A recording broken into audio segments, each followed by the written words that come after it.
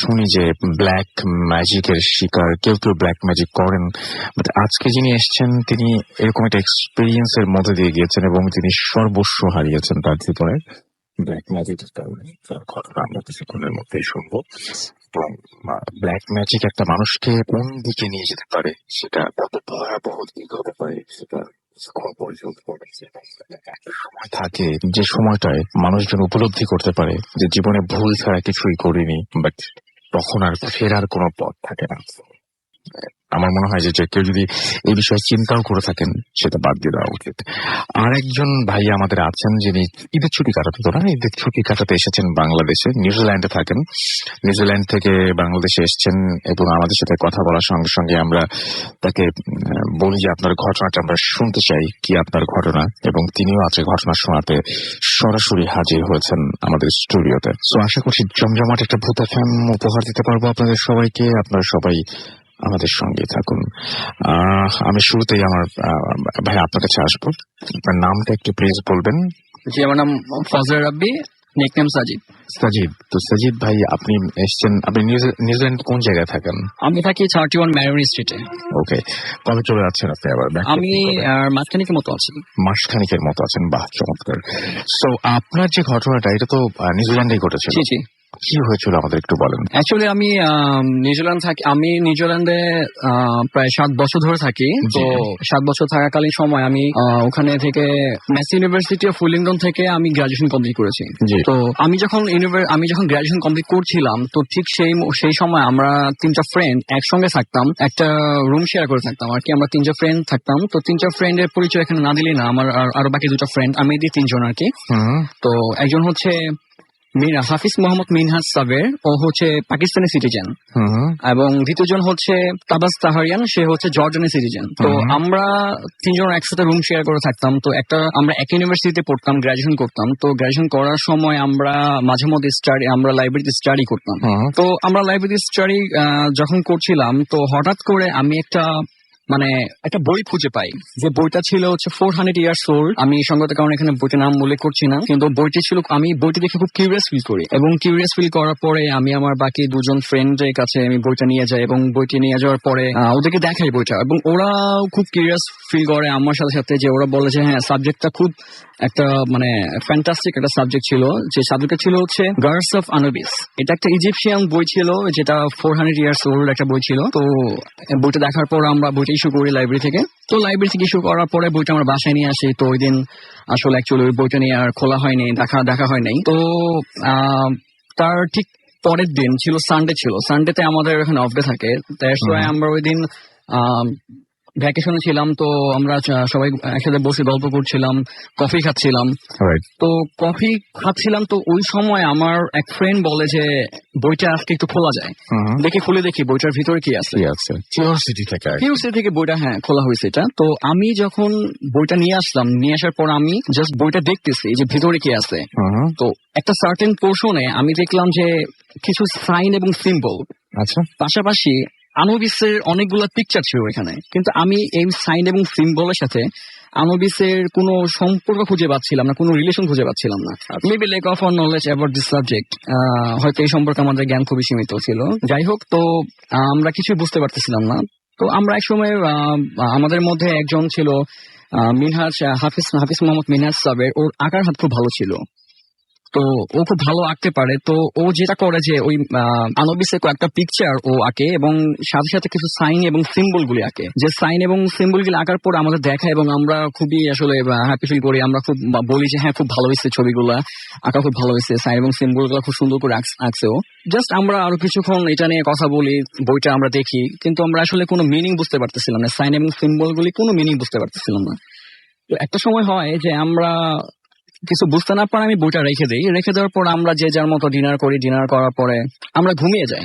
Maybe এটা mid নাইটের সময় হবে, যে আমি একটা স্বপ্ন দেখি, একটা ড্রিম দেখি। যে ড্রিমটা ছিল যে এরকম, যে আনুবিস আমাদের রুমের মাঝখানে এসে দাঁড়িয়ে আছে এবং আমাকে বলতেছে স্টপ স্টপ অ্যান্ড ব্যাক। আমি আসলে মানে স্বপ্ন দেখছিলাম, আমি খুব ভয় পাই, স্বপ্নের মধ্যে খুব ভয় পেয়েছি এবং আমি ঘুম থেকে জেগে ওঠার পর আমি চিৎকার দিয়ে ঘুম আমার ভেঙে যায়। ঘুম ভেঙে যাওয়ার পরে আমি দেখি যে আমার বাকি দুজন ফ্রেন্ডও একইভাবে ওদের হয়তো বা ঘুম ভেঙে গেছে বা যে কোনো কারণে হোক, ওরা জাস্ট মানে বসে আছে, ওরা আমার সাথে সাথে মানে উঠে বসছে। তো আমরা তিনটা পার্সন যখন একই সাথে আমাদের ঘুম ভাঙছিল বা একই সাথে আমরা যখন আমাদের ঘুম ভাঙার পরে যখন আমরা উঠে বসি, দেখি যে আমাদের ঘরের মাঝখানে 4টা ওয়ার্ড জাস্ট রেডিয়াম লাইটের মতো জ্বলতেছে এবং ওয়ার্ডগুলি মনে হচ্ছিল যে শূন্যে ভাসতেছে। তো আমরা ওয়ার্ডগুলি শূন্যে ভাসতেছে, তো আমরা জাস্ট মানে হিপনোটাইজের মতো হয়ে গেছিলাম যে আমরা কি দেখতেছি এসব। আসলে আমরা মেন্টালি প্রিপেয়ার ছিলাম না এগুলো দেখার জন্য। তো ওয়ার্ডগুলি ছিল যে protector of tombs, embalmer, winning of the heart, guide of souls.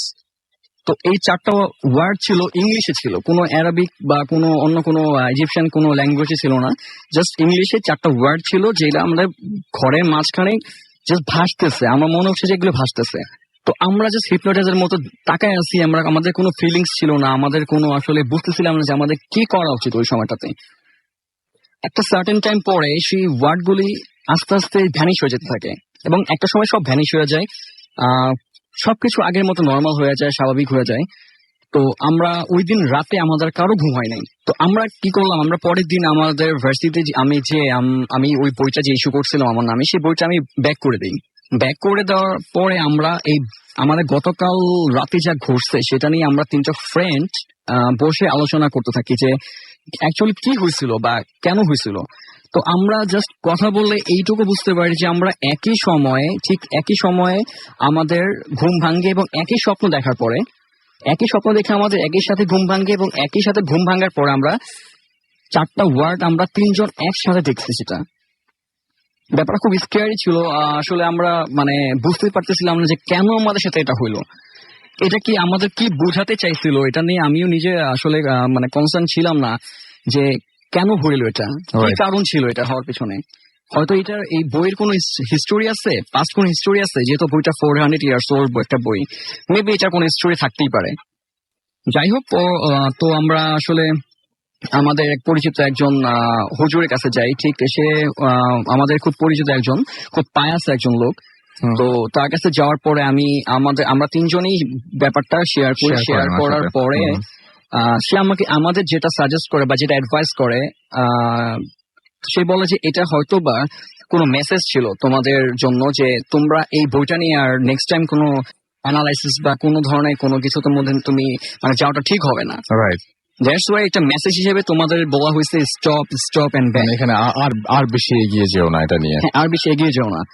তো আমরা তো ঘটনা হয়তো ফার্দার কোনো কিছু করতে গেলে হয়তো আপনারা ঝামেলায় পড়তেন। হ্যাঁ, ফার্দার কোনো হয়তো করতে পারতাম। এবং আপনারা যে লেখাটা রেডিয়ামের মতো করে দেখেছিলেন সেটা আরেকবার রিপিট করেন, কি দেখেছিলেন আপনারা? Protector of tombs, embalmer, winning of the heart, guide of souls, এরকম টাইপের কিছু লেখা লিখেছিলেন। খুব অদ্ভুত ব্যাপার। আমি একটা জিনিস আমি এখানে একটু বলি যে আমি পরে এটা আমরা একটু ঘাটাঘাটি করছি, অনলাইনে ঘাটাঘাটি করার পর যেটা আমরা দেখছি, এটা হচ্ছে আনুবিস রোল। ওই 4টা হচ্ছে আনুবিসের রোল এবং ওই 4টা লেখা 4 ওয়ার্ড আমরা আমাদের একদম 3জন নিজের চোখে দেখেছি। আমরা একদম চোখের সামনে ভাসছিল, জাস্ট ভাসছিল, শূন্য ভাসছিল, মানে একটা সার্কেল করে ঘুরছিল, এটা সার্কেল করে ঘুরছিল। তো আমরা আসলে মানে আমরা মেন্টালি প্রিপেয়ার ছিলাম ওই সময়টা যে আমরা কি করবো এখন। রাইট। তো একটা সময় আল্লাহর রহমতে সবকিছু স্বাভাবিক হয়ে যায়। দ্যাটস ওয়াই আমরা আসলে খুব মানে আল্লাহর কাছে অশেষ রহমত যে আমাদের বড় রকম কোনো ঘটনা ঘটে নাই, আমাদের সাথে কোনো কিছু ঘটে নাই, আমরা খুব খুশি। তো এরপর আমরা আসলে ওই বাসাতে আমরা থাকি না, আমরা 3জনে পার্ট টাউনে আমরা বাসা শিফট করি। রাইট। এবং তারপর আপনারা চলে আসেন। এই ঘটনার পর থেকে, এই যে ঘটনাটা ঘটলো এবং আপনারা হুজুরের কাছে গেলেন, তারপর তার কাছ থেকে শুনলেন, আপনারা কোনো কিছু করেছিলেন তারপরে? মানে কোনো কিছু হুজুর করতে বলেছিলেন? এক্সট্রা কিছু করতে বলে নাই। হুজুর একটা কথা বলছে যে আমাদের যে পরিচিত, আমাদের যে লোকটা, যে আমি যাদের কাছে গেছিলাম, পায়াস একটা পার্সনটা, উনি আমাদের একটা কথা বলছে যে যদি নেক্সট টাইম কোনো কিছু তোমার সাথে হয় তাহলে তুমি ব্যাপারটা আমাকে জানাবা। আচ্ছা, আদারওয়াইজ তোমরা নিজে কিছু করতে যাবে। বাট আপনার নেক্সট টাইম আর কোনো কিছু হয়নি? তবে আমার একটু প্রবলেম আছে, আমি জাস্ট একটু শেয়ার করি যে আমার মাঝে মাঝে নাইটমেয়ার হয়।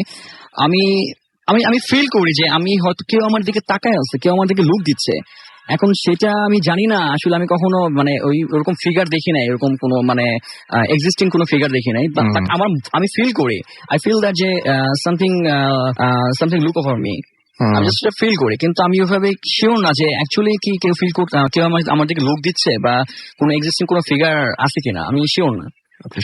আমার মনে হয় এটা আমার জাস্ট। ওকে, সো এটাই ছিল আপনার story. Thank you very much আমাদের এখানে আসার জন্য এবং আমার সাথে আপনাদের এই স্টোরিটা শেয়ার করার জন্য।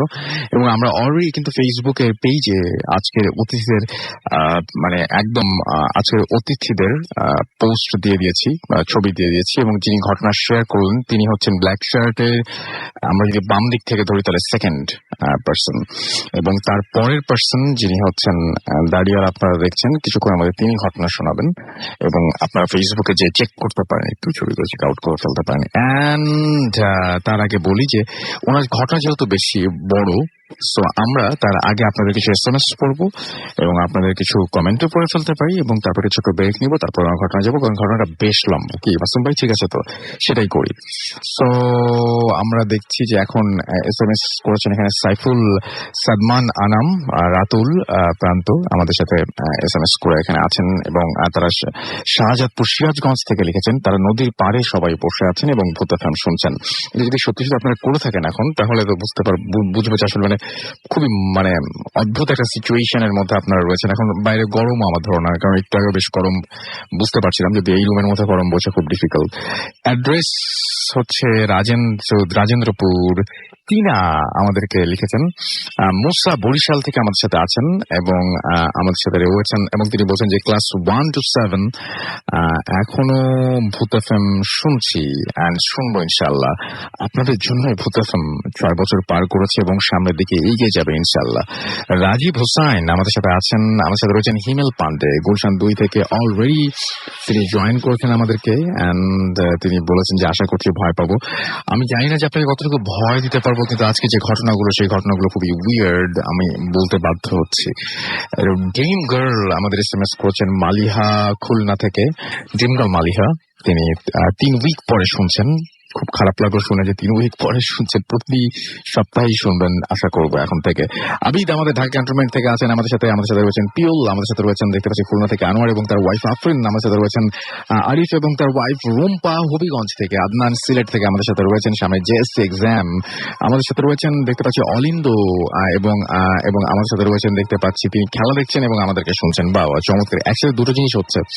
আমাদেরকে দেখতে পাচ্ছি ইমতিয়াজ করিম আমাদের সাথে রয়েছেন সাকিব, এছাড়াও আমাদের সাথে রয়েছেন আদনান সিলেট থেকে, চমক আমাদের সাথে আছেন, আমাদের সাথে রয়েছেন জিলান হাসনাত নাটোর থেকে, এছাড়াও আমাদের সাথে রয়েছেন খুলনা থেকে, আচ্ছা আমাদের সাথে রয়েছেন, এছাড়াও দেখতে পাচ্ছি উত্তরা থেকে আরাফ, লাস্ট স্টোরি ওয়াজ কুল, এছাড়াও কিরণ রাজশাহী থেকে আমাদের সাথে রয়েছেন ফার্স্ট স্টোরিটা ভালো ছিল, এছাড়াও আমাদের সাথে রয়েছেন নাহির ময়মনসিং থেকে, ফুর্তি ভূত FM, আচ্ছা নাম লেখেননি সো পড়তে পারলাম না, সরি। রিজ আমাদের সাথে আছেন, আমাদের সাথে রয়েছেন দেখতে পাচ্ছি, এছাড়াও আরো অনেকে, হিমেল হাকিম আমাদের সাথে রয়েছেন গোপালগঞ্জ থেকে, হাসান খান আমাদের সাথে রয়েছেন সিলেট থেকে। সো যারা SMS করতে চান মোবাইলের মেসেজ অপশনে টাইপ করুন Furti FORT, Furti space your name space your message, আর পাঠিয়ে দিন 9840 নাম্বারে। আর আমাদের সাথে যদি আপনারা ফেসবুকে কমেন্ট করতে চান চলে যান www.facebook.com/radio.furti and www.facebook.com/bhutfm.raffle। আর আমাদের ইমেইল করার অ্যাড্রেসটি হচ্ছে bhutfm@radiofurti.fm, which is BHWTFM@radio.fm। আমরা চলে যাচ্ছি আমাদের ছোট্ট একটা বিরতিতে, এবং বিরতির পরপরই এসে একটা বড় ঘটনা শুনবো। সেই পর্যন্ত আমাদের সঙ্গে থাকুন, এই বড় ঘটনার জন্য ব্রেক নিতে হচ্ছে, সুতরাং একেবারেই মানে আমাদের ভুল বুঝবেন না। So stay tune.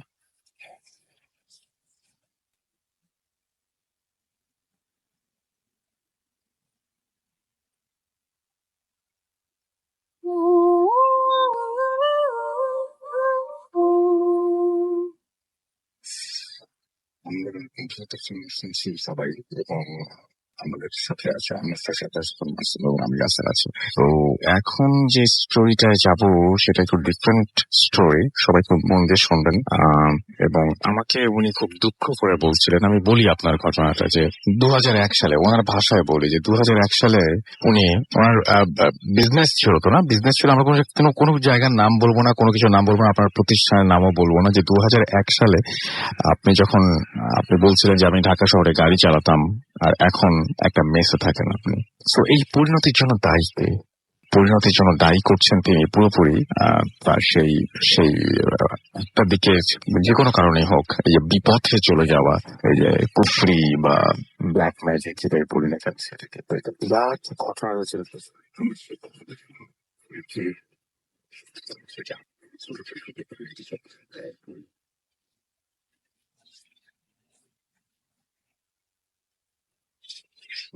মানে এর পেছনে আরো অনেক বড় ঘটনা রয়েছে যেগুলো আরো উইয়ার্ড, সেটা শুনলেও মানে কি বলবো যে অনেক অনেক বেশি অন্যরকম লাগবে। বাট আমার কাছে মনে হচ্ছে উনি যেটা শুনছেন সেটাকে কেউ বলতে পারেন যে ফ্যাব্রিকেটেড। আমার কাছে মনে হচ্ছে যে শুনি। আপনার নামটা কি বলবেন? জি, আমার নাম ইমন আহমেদ, আমি বাড্ডা থেকে আসছি। ঘটনাটা হচ্ছে আমার 2001 সালের। জি, এবং আপনি তো আসলে বাড্ডার ছেলে না? না, আমি আমার অরিজিনাল বাড়ি হচ্ছে পুরান ঢাকা বেগম বাজার। পুরান ঢাকা বেগম বাজার। আপনি এগিয়ে আসেন, মাইক্রোফোন সরতে হবে না। পুরান ঢাকা বেগম বাজার। জি, আমার জন্মস্থান ওইখানে, আমার দাদু বাড়ি হচ্ছে ওইখানে বড় হয়েছি। যাই হোক, এখন ঘটনায় শেয়ার করি। ঘটনাটি হচ্ছে 2001 সালে আমি তখন এসএসসি পরীক্ষার্থী ছিলাম বা পরীক্ষা দিয়েছি। ওই সময় ওই বছরই আমার আম্মু মারা গেছিলেন।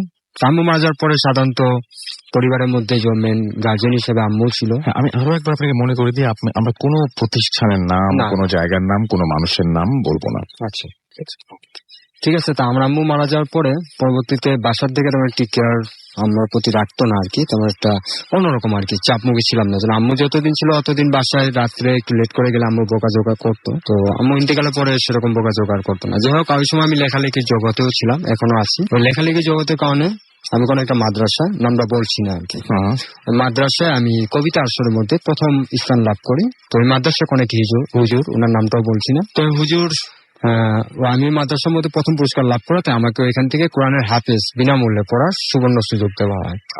তো সুবর্ণ সুযোগ পাওয়ার পরে ওই যে হুজুর বললাম আর কি, যে হুজুরটা উনি আমাকে খুব ছেলের মতো আদর করতো, কারণ আমি একজন স্কুল পড়ুয়া ছেড়ে মাদ্রাসায় পড়াশোনা করি নাই, এবং বাট মাদ্রাসার মধ্যে এরকম একটা সুযোগ পাওয়া। আর তাছাড়া ওদের ওই মাদ্রাসার রেকর্ড 12 বছরের রেকর্ড আমি ভেঙেছি প্রথম পুরস্কার পাওয়াতে।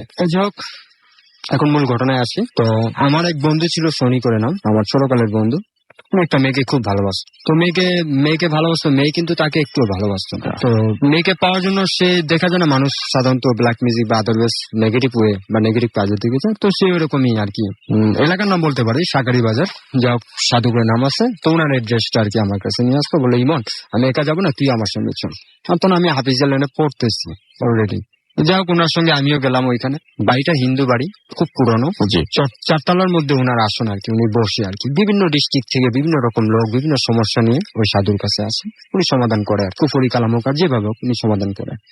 তো আমরাও 2জন, রমজান মাস ছিল, 2জন মোটামুটি ওই ধাক্কাধাক্কি, এতজন ক্রাউড পিপল, এতটি পিপলের মধ্যে আমরাও ধাক্কাধাক্কি করতে করতে এক পর্যায়ে ওই সাধুর যে আসনটা আছে তার পাশাপাশি কাছাকাছি চলে আসে। কাছাকাছি সাধু এটা একদম মানে ওই ছোটবেলার ওই বয়সের একদম পুরোপুরি কিউরিওসিটি থেকে আপনারা গিয়েছিলেন, মানে জাস্ট একটা বয়সের একটা তারতম্য, জাস্ট একটা বলে না যে 18 বয়সের মধ্যে একটা লোক বেলা নেই, এরকম তো আমরা সাধারণত স্কুল লাইফে পড়ছি, তো এরকমই একটা বয়সের তারতম্য। আর আমি এমনি ছোটকাল থেকে ওই ভূত জিন বা ইত্যাদি এই ধরনের ব্যাপারে খুব ইমপ্রেস ছিলাম এবং রিয়েলি অনেক ইন্টারেস্টেড, এখন অনেক। তারপরে কি হলো? তো পরে যাওয়ার পরে আশ্চর্য ব্যাপার, তিনি যাই হোক উনি আমাকে দেখলো, দেখার পরে উনিও ছিল, আমার ফ্রেন্ড আর আমি 2জনই ছিলাম। তো খুব আশ্চর্য ব্যাপার, আমার নাম, আমার পিতার নাম বা আমার দাদুর নাম, কিন্তু নামে উনি অলরেডি একটা মানুষকে, আপনি যদি আসলে যেমন আমি আপনার কাছে আসছি, আপনি আমাকে চিনেন না বা আমি আপনাকে জানি না, হঠাৎ একজন লোককে হঠাৎ দেখলে কেউ তার নাম হয়তো বলতে পারে, কিন্তু তার বাবার নাম বা দাদুর নাম তো বলা সম্ভব না। সবকিছু বলে দিয়েছেন, উনি সব বলে দিয়েছে, এবং এটাও বলছে আমরা যে কাজের জন্য আসছি, আই থিঙ্ক যে মেয়ের জন্য, বা উনি আমার ফ্রেন্ডটা যে মেয়েকে পড়ানোর আশায় আসছে, সে কাজটা হবে না, আদৌ সম্ভব না, এই কথাও বলে দিয়েছে। তো আমি প্রথমত এটা একটু আশ্চর্যবোধ করলাম, পরবর্তীতে আশ্চর্যবোধ করি না, কারণ মাদ্রাসা লাইনে তখন বললাম স্টাডি করতেছি অলরেডি যে হাফিজের লাইনে। তো হুজুরের কাছ থেকে মোটামুটি জানা ছিল যে কুফরি কালামের মধ্যে বা জিন জাতীয় ইত্যাদি কারণে মানুষ অনেক কিছু গোপনীয়তা বলতে পারে, তো হয়তো বা সাধু এরকমই কোনো একটা আমলের বিনিময় হয়তো সে বলেছে। তো যাই হোক, আমার বন্ধুকে তারপর সান্ত্বনার জন্য তিনি লবণ দিলেন, কিছু মন্ত্রদণ্ড ফুটু বা দম দেয়, যাটা যে দম বলা হয় আর কি, ফু দেওয়া আর কি। ফু দিয়ে লবণটা দিল, বললো যে এই লবণটা ওই মেয়েকে যদি কোনো খাবারের মধ্যে ওদেরকে বিনিময়ে টাকা নিতেন? টাকা বলতে সামনে একটা বক্স আছে, ওই বক্সের মধ্যে আপনার মনের মতো হাদিয়া, মানে যে যা পারে, কেউ 2 টাকা, কেউ 10 টাকা ইত্যাদি। এটা কোনো নির্ধারণ ছিল না যে এত দিতে হবে। ডাক্তার যেমন ভিজিট থাকে এরকম ভিজিট নেই। নিম্নবিত্ত, মধ্যবিত্ত, সব বিত্ত এবং উচ্চবিত্ত ফ্যামিলি, মানে ফ্যামিলিরা ওখানে যায়। তো এখান থেকে ওই দিনকার জন্য আমরা ওইটা নিয়ে চলে আসার পর থেকে রাসেল ভাই আমি জানি না কেন তার প্রতি আমার এত আকর্ষণ, মানে সাধুর প্রতি কেমন একটা আকর্ষণ চলে আসে। এবং বেগম বাজার এবং শাকারি বাজার বেশি দূর না, আমাদের পুরান ঢাকায় বেশি কাছাকাছি বলা যায়। তো স্কুল পড়া ছেড়ে 3 মাস এমনিও মেট্রিকের পর বন্ধ থাকে, একদম ফ্রি। আপনি বারবার বলছিলেন যে আপনার মা মারা গেছেন, এই কারণে মারা গেছেন ওই সময় এরকম বিশৃঙ্খলতা ছিল লাইফে। তো যাই হোক, ওই ফ্রি টাইমটাও ছিল আমার। মেট্রিকের পর পড়ালেখা তোমার একটা চাপও থাকে না, তো ফ্রি টাইম ছিল। তো আমি কি করতাম, ওই প্রতিদিন ওই 4টা থেকে ওই সাধুটা বসে আর কি ওনার আসনে আর কি রোগী দেখা শুরু করে। তো আমি ওই প্রায় 4টার মধ্যে আর কি ওনার এখানে চলে যেতাম। তো প্রথম 2-1 দিন গেলাম যখন, তো উনি উনার পাশে যায় দাঁড়ায় থাকতাম, উনি আমাকে বসার জন্য একটা ছোট পিড়ি দিত, আর কাঠের একটা পিড়ি আছে, পিড়িতে বসতো। তো মোটামুটি কয়েকদিনের মধ্যে একটা ভালো রিলেশন মেকিং হয়ে গেছে। তখন আমি তার কাছে শেয়ার করছি, আমার খুব শখ, অনেক ইচ্ছা যে জাদু বা জিন দেখা বা ইত্যাদি, বা এই যে কুফরি কালাম, এগুলো কি নর্মাল এই ধরনের নর্মাল ঘটনাগুলা খুব জানার ইচ্ছা। তো উনাকে আমি শেয়ার করলাম। তো উনি আমার বলছে, ইমন তুমি কি শিখবা কিভাবে জাদু করে, কিভাবে বান ভাঙ্গ হয় বা বান মারে বা ইত্যাদি, এভরিথিং সব নেগেটিভ, যেটা ইসলামিক মাইন্ডে নেগেটিভ বলা হয়। তো আমি তো ইন্টারেস্টেড ছিলামই, তো অনেক কিছু শিখেছি। আপনাকে একবারও মনে হয় যে আপনি ভুল কোনো কিছু করছেন? তখন বয়সের তারতম্য ভুল মনে করি না, কারণ বললাম না যে তখন ওই একটা মানুষের যে সেন্সলেন্স, একটা সেন্স জাতীয় বয়স থাকে, যে আমি এটা করতেছি এটা ভুল। যেমন এখন বর্তমান যে বয়সটা আমার আছে, কি হলো, তো যাই হোক, তো উনি আমাকে অনেক কিছু শিক্ষা দিচ্ছে, সম্পূর্ণটা কুফরি, সেটা ইসলামের মাইন্ডের মধ্যে নেগেটিভ। সবই গ্রহণ করলাম। কোন গ্রন্থের কথা বলছি না, এখানে বিভিন্ন গ্রন্থে ইউজ করা হয় কুফরি কালাম, কোন গ্রন্থের নাম আমি ইউজ করছি না। তো বিভিন্ন গ্রন্থে আর কি ইউজিবিলিটি করে এটা একটা ম্যাচুয়ালিটি মন্ত্র তৈরি করা হয়, সেটা দিয়ে যেন ঘটনা ঘটানো হয়। তো একদিনকার সাধু আমাকে বলতেছে যে, ইমন আজকে রাতে তুমি আমার সঙ্গে থাকবে। কারণ ভারত থেকে একটা তান্ত্রিক আসতেছে বাংলাদেশে, পার্শ্ববর্তী দেশ থেকে।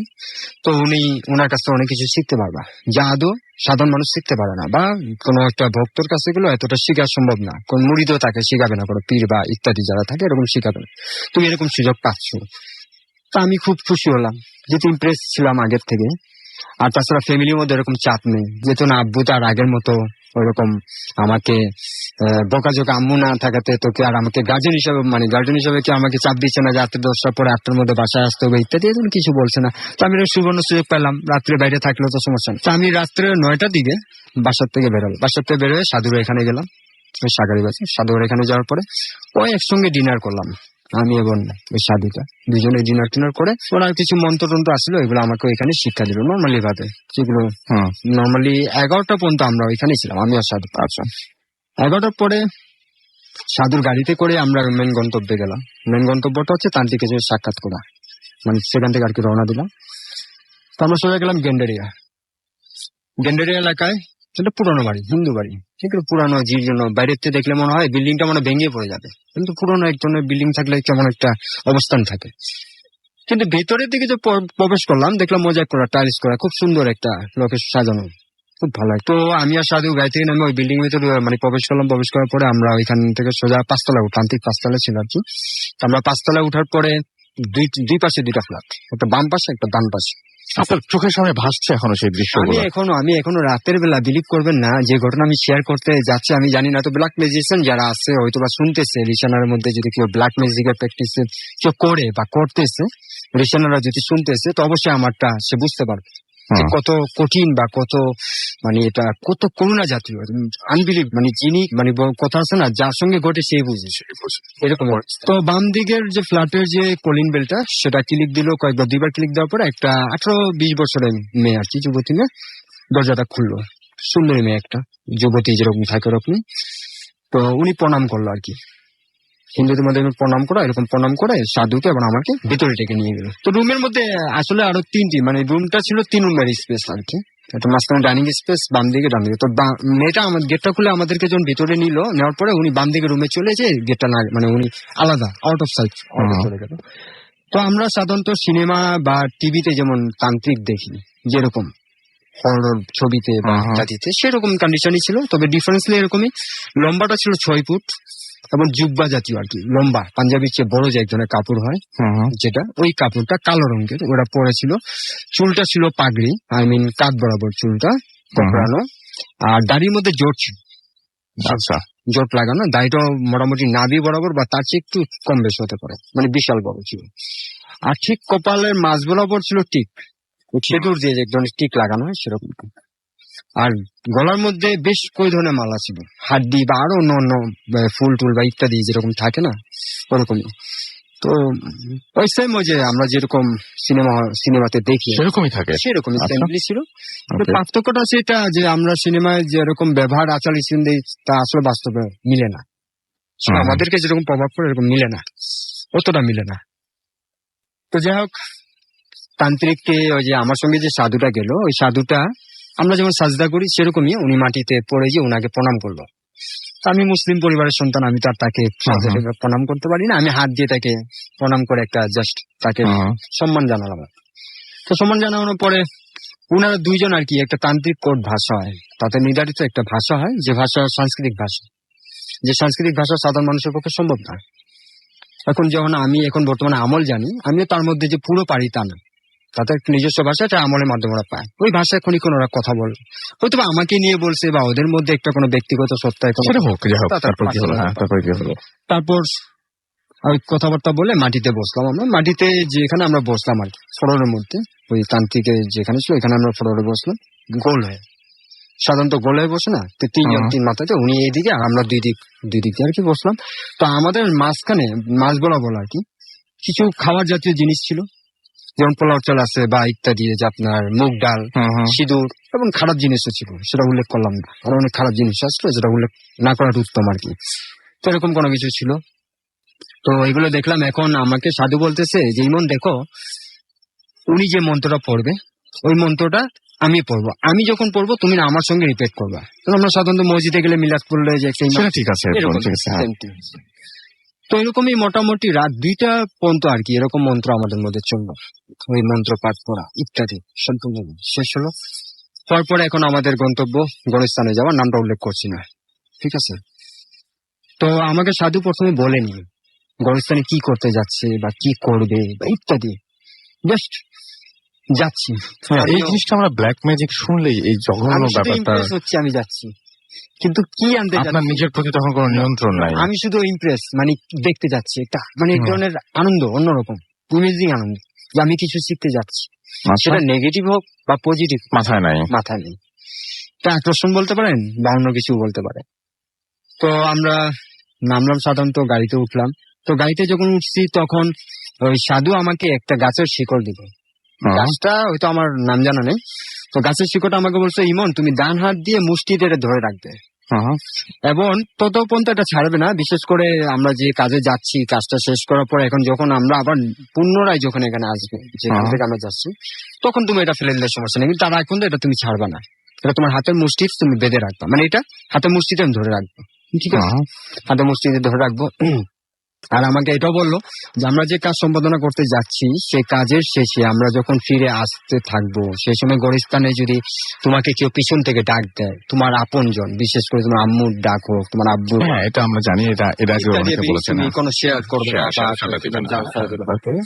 ঠিক আছে, ওকে। আমি গুরুত্ব সহকারে সেই জিনিসগুলো শুনলাম। শোনার পরে ঠিক 3:30টার দিকে রাত আমরা ওই গোরস্থানে পৌঁছলাম, নামটা বলছি না।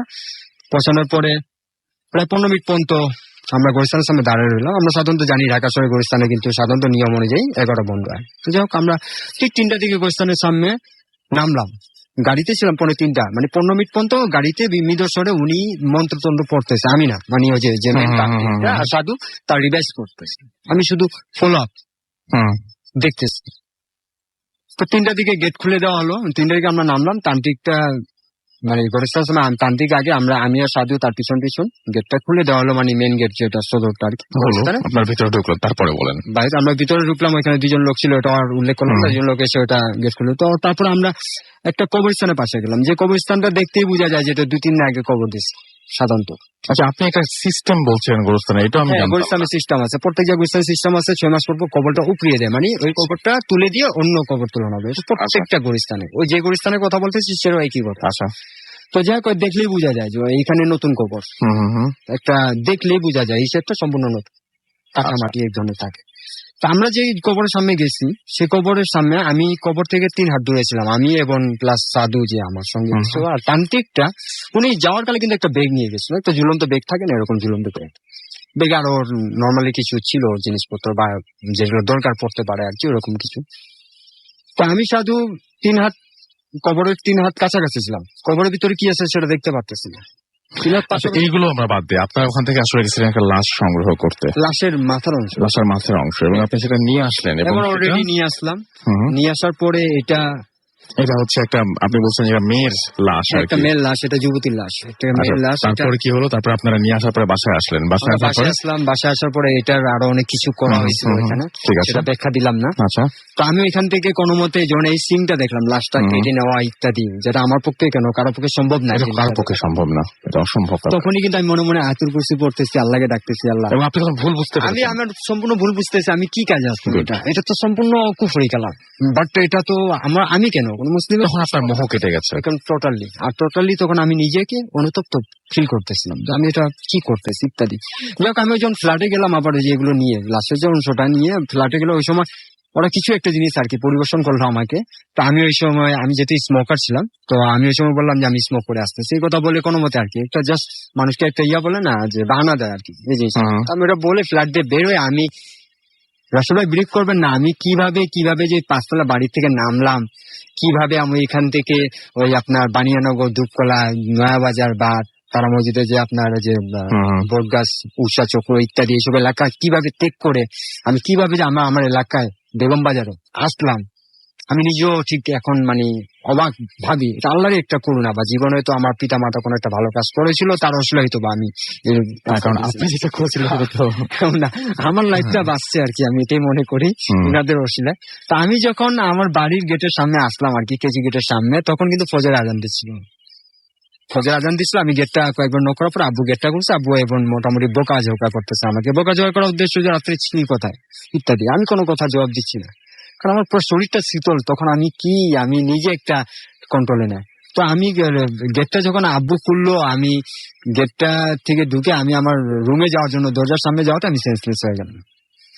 আর যখন আমি সেন্সলেস হওয়ার পরের দিন আমি যখন সেন্সটা আমার আসলো আর কি, জ্ঞানটা যখন ফিরলো, আমি তখন দেখলাম আমার বড় ভাই, আমার মেজো ভাই বা বোন, আব্বু, তারপরে এই যে হুজুর যেটা বললাম মাদ্রাসার হুজুর, উনিও বসে আসছিল। সবাই আমাকে জিজ্ঞেস করতেছে গতকালকে কি ঘটছিল তোমার সঙ্গে, তুমি কেন সেন্সলেস, তুমি তো এরকম ছেলে না, তোমার সেন্স করার কথা না। তো আমি আবার চিন্তা করলাম এই মুহূর্তে যদি ঘটনা শেয়ার করি তো আব্বু আমাকে বোকা দিবে, আম্মুও বোকা দিবে, আব্বু বোকা দিবে, বোনও বোকা দিবে এবং হুজুরও বোকা দিবে। সো আমি কোনো কথা শেয়ার করি না। পরের দিন আমি হুজুরকে সব কথা শেয়ার করছি।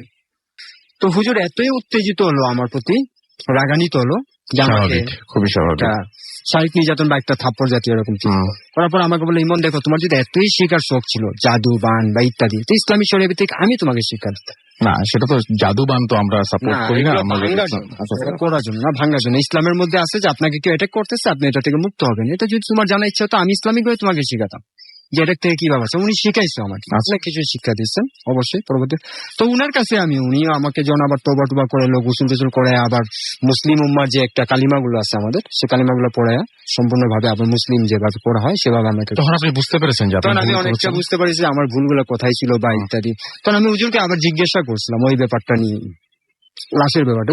সেটা যাই হোক, সেটা মানে খারাপ একটা কিছু ছিল, সেটা আমরা বুঝলাম। এখন আমি আপনার কাছে জানতে চাই যে আমরা তো মেইন যে জন্য বলছি যে এটা যেন আর কেউ না করে, সেটাই আমাদের উদ্দেশ্য, যে যারা এটার সঙ্গে সম্পৃক্ত বা যাদের আগ্রহ আছে তাদের আগ্রহ যেন চলে যায়। এইটা আপনার ব্যক্তি জীবনে কি ধরনের আমার অনেক ক্ষতি করছে? যেমন মনে করুন 2001-এ যেহেতু যে ঘটনা যেটা বললাম, তার মানে কথা আছে না, আপনি জীবনে কোনো একটা পাপ করলে তার শাস্তি কিন্তু দুনিয়াতে ভোগ করতে হয়। তো ঠিক আমি 2001-এ যে পাপটা করলাম, আমি ইচ্ছা করি বা অনিচ্ছায় করি। 2004-ও একটা ঘটনা আছে, সেটা হয়তো সময় পরিপ্রেক্ষিতে আমি বলছি না, ইনশাল্লাহ আগামী এপিসোডে যদি কোনো সময় সুযোগ হয় আমি আসে বলবো। তো শ্মশান ঘাট ওইটা স্টোরি। যাই হোক, তো আমি ওই 2001 এবং 2004-এ যে ঘটনাগুলো করছি বা ওনাদের সঙ্গে যে একটা সঙ্গী ছিলাম, তার খেসারত আমাকে দিত হলো কিভাবে, আমার ব্যবসা দ্বারা। আমার এমনকি আমার নিজের স্ত্রীর সন্তান বন্ধু আমি হারালাম। আপনার সন্তান মারা গিয়েছিল 9 মাস জন পেটে ছিল তখনই। এমন ডাক্তারের আগে সাধারণত ডাক্তারি ভাষা এটুকুই বলে যে ভারী কোনো কিছু তোলার কারণে প্রেগন্যান্সি নষ্ট হয়েছে, কিন্তু বাট এটা অন্য জিনিস। এটা আমি বুঝি। এখন আমি যেহেতু এই লাইনে বিশেষ করে শুধু কুফরি না, ইসলামিক শরিয়া ভিত্তিক ইনশাল্লাহ অনেক জিন ছাড়াতে আমি যাই। আমি প্রায় আপনি কুফরি করেন না এখন আর? না, আমি কুফরি করি। আপনি সেখান থেকে বেরিয়ে আসছেন? আমি সম্পূর্ণ বেরিয়ে আসছি এবং আমি কোনোদিন কাউকে ক্ষতিও করি না, জাস্ট শিখছি। শিখার পরেও আমি কাউকে যে ক্ষতি করি না। কিন্তু আমি একটা জিনিস লক্ষ্য করছি রাসেল ভাই, আপনাদের একটা এপিসোডে শুনছিলাম আর কি, কুফরি কালামের ব্যাপারে যে সাপ ছিল একটা ইয়ে। তো আসলে ব্ল্যাক ম্যাজিকের সঙ্গে যারা জড়িত থাকে, যদি তারা ক্ষতি নাও করে না, তারপর আল্লাহ তাকে ক্ষতি করা হয় 100%। সুতরাং তার মানে কেউ যদি এটাতে ইন্টারেস্টেড হয়, কেউ যদি চায় এটা শিখতে বা জানতে, আপনার তার জন্য সাজেশন কি? আমি সাজেশন একটাই, ওই যাতে জীবনে এই কাজে পাওনা দেয়, জীবনেও যেন পাওনা দেয়। সো আমিও এটাই ওনার সাথে সুর মিলিয়ে আমিও আপনাকে বলতে চাই যে আপনি যদি কোনোদিন ভেবেও থাকেন যে আপনি বলছিলেন যে 2001 সালে আপনি মানে যখন আপনি নর্মাল লাইফে ফিরে আসছিলেন, তারপরে মানে আপনার আগে থেকেই আপনাদের পরিবার বেশ সমৃদ্ধ একটা পরিবার ছিল এবং সেখান থেকে আপনি হারাতে এখন 2012 সালে 2014 সালে সম্পূর্ণ শেষ হয়ে গেলাম। সম্পূর্ণ শেষ হয়ে গেছে আপনি, এবং আপনি বিশ্বাস করেন যে ওই যে একটা ভুল করেছিলেন, সেই ভুলের কারণেই আপনার এই শাস্তিটা, আপনি তাই মনে করছেন? এখনো মনে মানে এটা আপনি বলছেন? আচ্ছা, ওকে। এবং সেই জন্যই মানে এবং আপনি বলছিলেন যে এখন আপনি একটা মেসে থাকছেন। হ্যাঁ, আমি একটা সাধারণ মেসে এখন থাকতেছি, যেটা আমি কোনোদিন কল্পনা করি। আপনি ঢাকা শহরের ছেলে। আমি এখনই আমার সাপোজ মনে করেন বাড্ডা এলাকা যদি আমাকে কেউ জিজ্ঞেস করে আপনার বাসা কোথায়, পুরান ঢাকা, এটার মধ্যে যদি আমি পুরান ঢাকা না গিয়ে যদি এখান থেকে আমাকে জিজ্ঞেস করে, তো আনসারটা কি দিবে? একটা মানুষ তো গ্রামে যায়, আপনি ঢাকার ছেলে এখানে কি করতেছেন, ওটাকে কি এগুলো আনসার বলা যায়? আমি যে হিস্ট্রিটা আপনাকে শেয়ার করলাম সেটা কি তাকে বলা যাবে? ইম্পসিবল। সেটাই। এবং আপনি, আমার ধারণা যে আপনি এটা বলছেনও সবাইকে, যাতে সবাই এখান থেকে দূরে সরে থাকে। আমি এটুকুই লক্ষ্য, আমি সবাইকে একটা মানে এটা ইনফর্ম না, শুধু অ্যাডভাইস দিচ্ছি আর কি, যারা এই লাইনের সঙ্গে জড়িত আছে, এখনো যদি কেউ থেকে থাকে, তো ইনশাল্লাহ আল্লাহর রাস্তা অন্তত এই লাইন থেকে বেরিয়ে যাওয়াটা উত্তম। খুবই ভয়ানক লাইন। আপনি তওবা করে এই লাইন, আমি তওবা করে এই লাইনটা, যদি আমি কাউকে ক্ষতি করি না, আবারও তারপর আমি তওবা করে বেরিয়েছি এই কারণে আপনি মনে করছেন, আমি মনে করছি আমার একটা ভুল ছিল।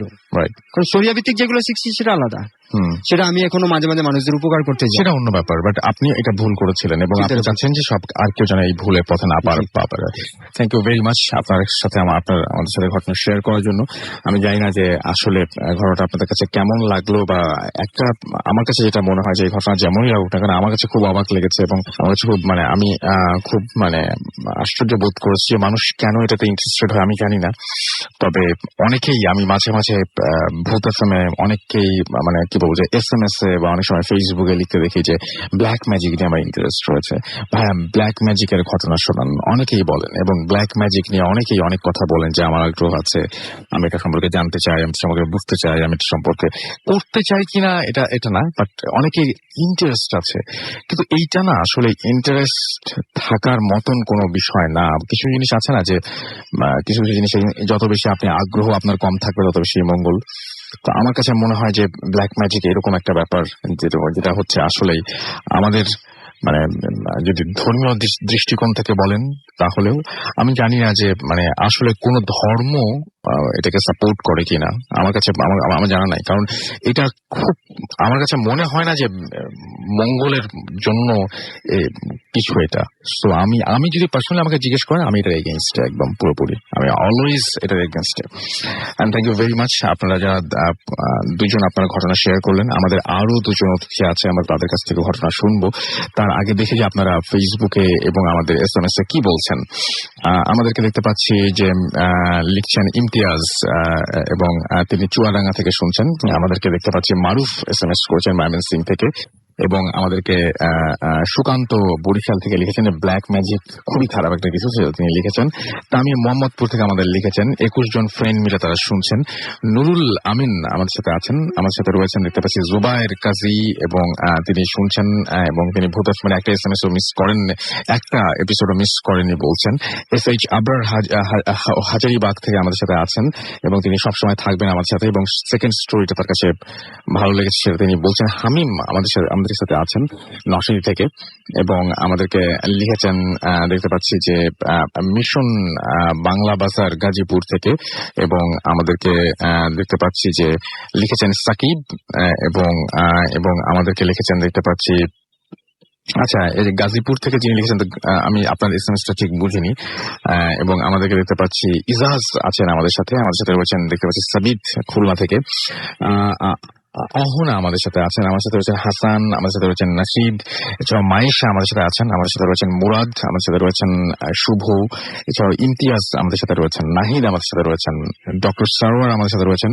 এবং ব্ল্যাক ম্যাজিকের ঘটনা তার কাছে অন্যরকম লেগেছে, এবং আমাদের সাথে নাহিদ লিখেছেন সাতক্ষীরা থেকে যে তিনি খুব দুঃখ বোধ করছেন যিনি আজকে এই ঘটনাটা শেয়ার করলেন তার জন্য। আমাদের সাথে রয়েছেন দেখতে পাচ্ছি আরো অনেকেই। আবিদ আমাদের সাথে রয়েছেন ঢাকা ক্যান্টনমেন্ট থেকে, এবং তিনি নতুন একজন লিসেনার, এবং তিনি আমাদের সাথে আছেন। এবং আমি দেখতে পাচ্ছি যে আমাদের সাথে এছাড়াও রয়েছেন সুপ্রিয়। সেকেন্ড স্টোরিটা খুব অন্যরকম ছিল, জোস ছিল সেটা তিনি লিখেছেন। নাইম আমাদের সাথে লিখেছেন। এছাড়া আমাদের সাথে আছেন দেখতে পাচ্ছি হানিফ রাজশাহী থেকে, রুমিন আমাদের সাথে রয়েছেন শ্রীমঙ্গল থেকে। এবং ব্ল্যাক ম্যাজিকের ঘটনাটা তার কাছে ভালো লেগেছে। আমার কাছে মনে হয়েছে যে ব্ল্যাক ম্যাজিকের ঘটনাটা ভালো লেগেছে এই কথাটা মনে হয় প্রপার না। এটা শুনলে আসলে আমার যেটা মনে হয়েছে যে এটা এমন একটা জিনিস যে সবার উচিত যে এইটা নিয়ে আর কোনো মানে এই পথে আর কারো পা না বাড়ানো, সেটা আমার মনে হচ্ছে। এবং আপনারা যদি সামনে শুনতেন বা তাকে দেখতেন সামনে থেকে, তাহলে বুঝতে পারতেন যে তিনি কতটা মানে এই ব্যাপারটা নিয়ে কতটা মানে আপনি ভুল বোঝার পরে মানুষের যে ইয়ে থাকে সেটাই আমার কাছে মনে হয়েছে আর কি। এছাড়াও আমাদের সাথে আরো অনেকেই রয়েছেন, ফেসবুকে আমাদের সাথে আছেন দেখতে পাচ্ছি অনেকেই, এবং আমি দেখতে পাচ্ছি তাদের মধ্যে দু একজনের যদি লেখা আমি পড়ি। এবং আমাদেরকে লিখেছেন আমার আপন, লিখেছেন ভাইয়া আমার একটা ঘটনা আছে, কিভাবে পাঠাবো, আমি কাতারে থাকি, আমার ঘটনা কাতারে, আপনি ঘটনাটা রেকর্ড করে সরাসরি অডিও ক্লিপ পাঠিয়ে দিতে পারেন আমাদের কাছে। ইয়াকুব আমাদের সাথে আছেন, নরসিংদী থেকে শুনছেন তিনি। আরাফাত আমাদের সাথে আছেন, শিশি ঘোষ আমাদের সাথে রয়েছেন, খুব ভালো লাগছে লিখেছেন। কে এম রাজ্জাক আমাদের সাথে আছেন, আমাদের সাথে রয়েছেন হায়দার খন্দকার, এবং ঘটনাগুলো খুব সুন্দর, তিনি শুনছেন এই জন্য আমাদের সাথে আছেন তিনিও।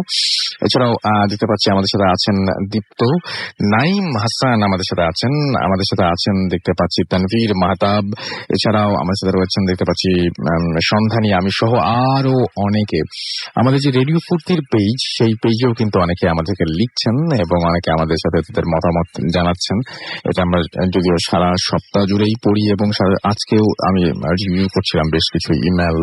অনেকে দেখতে পাচ্ছি যে ঘটনা পাঠাতে চান, কিভাবে পাঠাবেন সেটা জানতে চান এখনো পর্যন্ত। তো আমার বলতে কোনো আপত্তি নেই, আমাদের ঘটনা পাঠানোর অ্যাড্রেসটা তো আপনাদের জানাই আছে, vodafoam@radiofurti.fm, এটা হচ্ছে অ্যাড্রেস। এখানে নাম, ঠিকানা এবং ফোন নাম্বার সহ আপনার জীবনে ঘটে যাওয়া সে ঘটনা লিখে পাঠিয়ে দেবেন আমাদেরকে।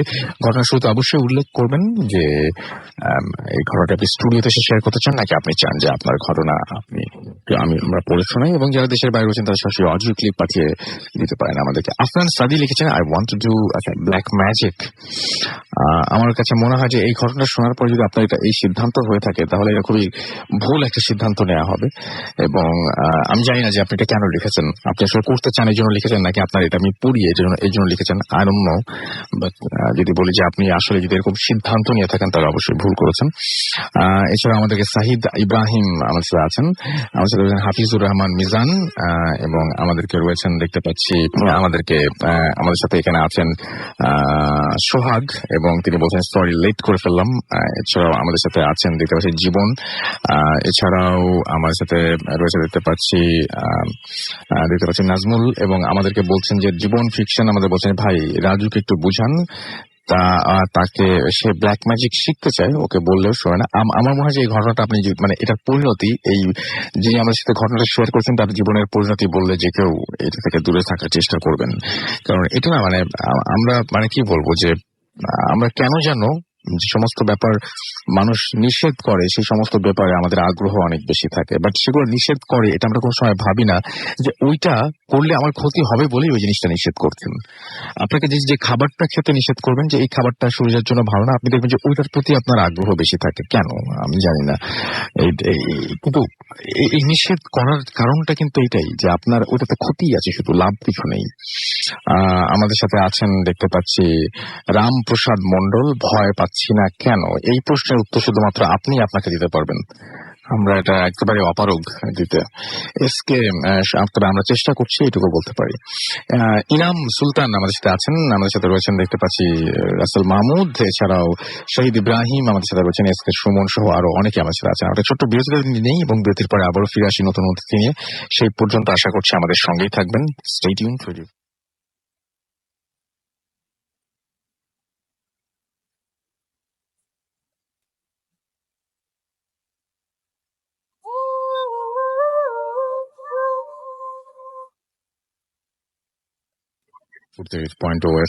আমি রাস্তা লাচির সাথে, আমার সাথে রয়েছেন মাসুম ভাই এবং আজকে অতিথিরা। তো আমি আর মাসুম ভাই একটু আগে কথা বলছিলাম, তো আমরা কালকে বলতে পরশু দিন বললে সুবিধা হয়, কিন্তু আসলে টেকনিক্যালি মানে আসলে আসলে কালকে, কারণ হচ্ছে রাত 12টার পরে আমরা একটা এপিসোড করি, অর্থাৎ আমাদের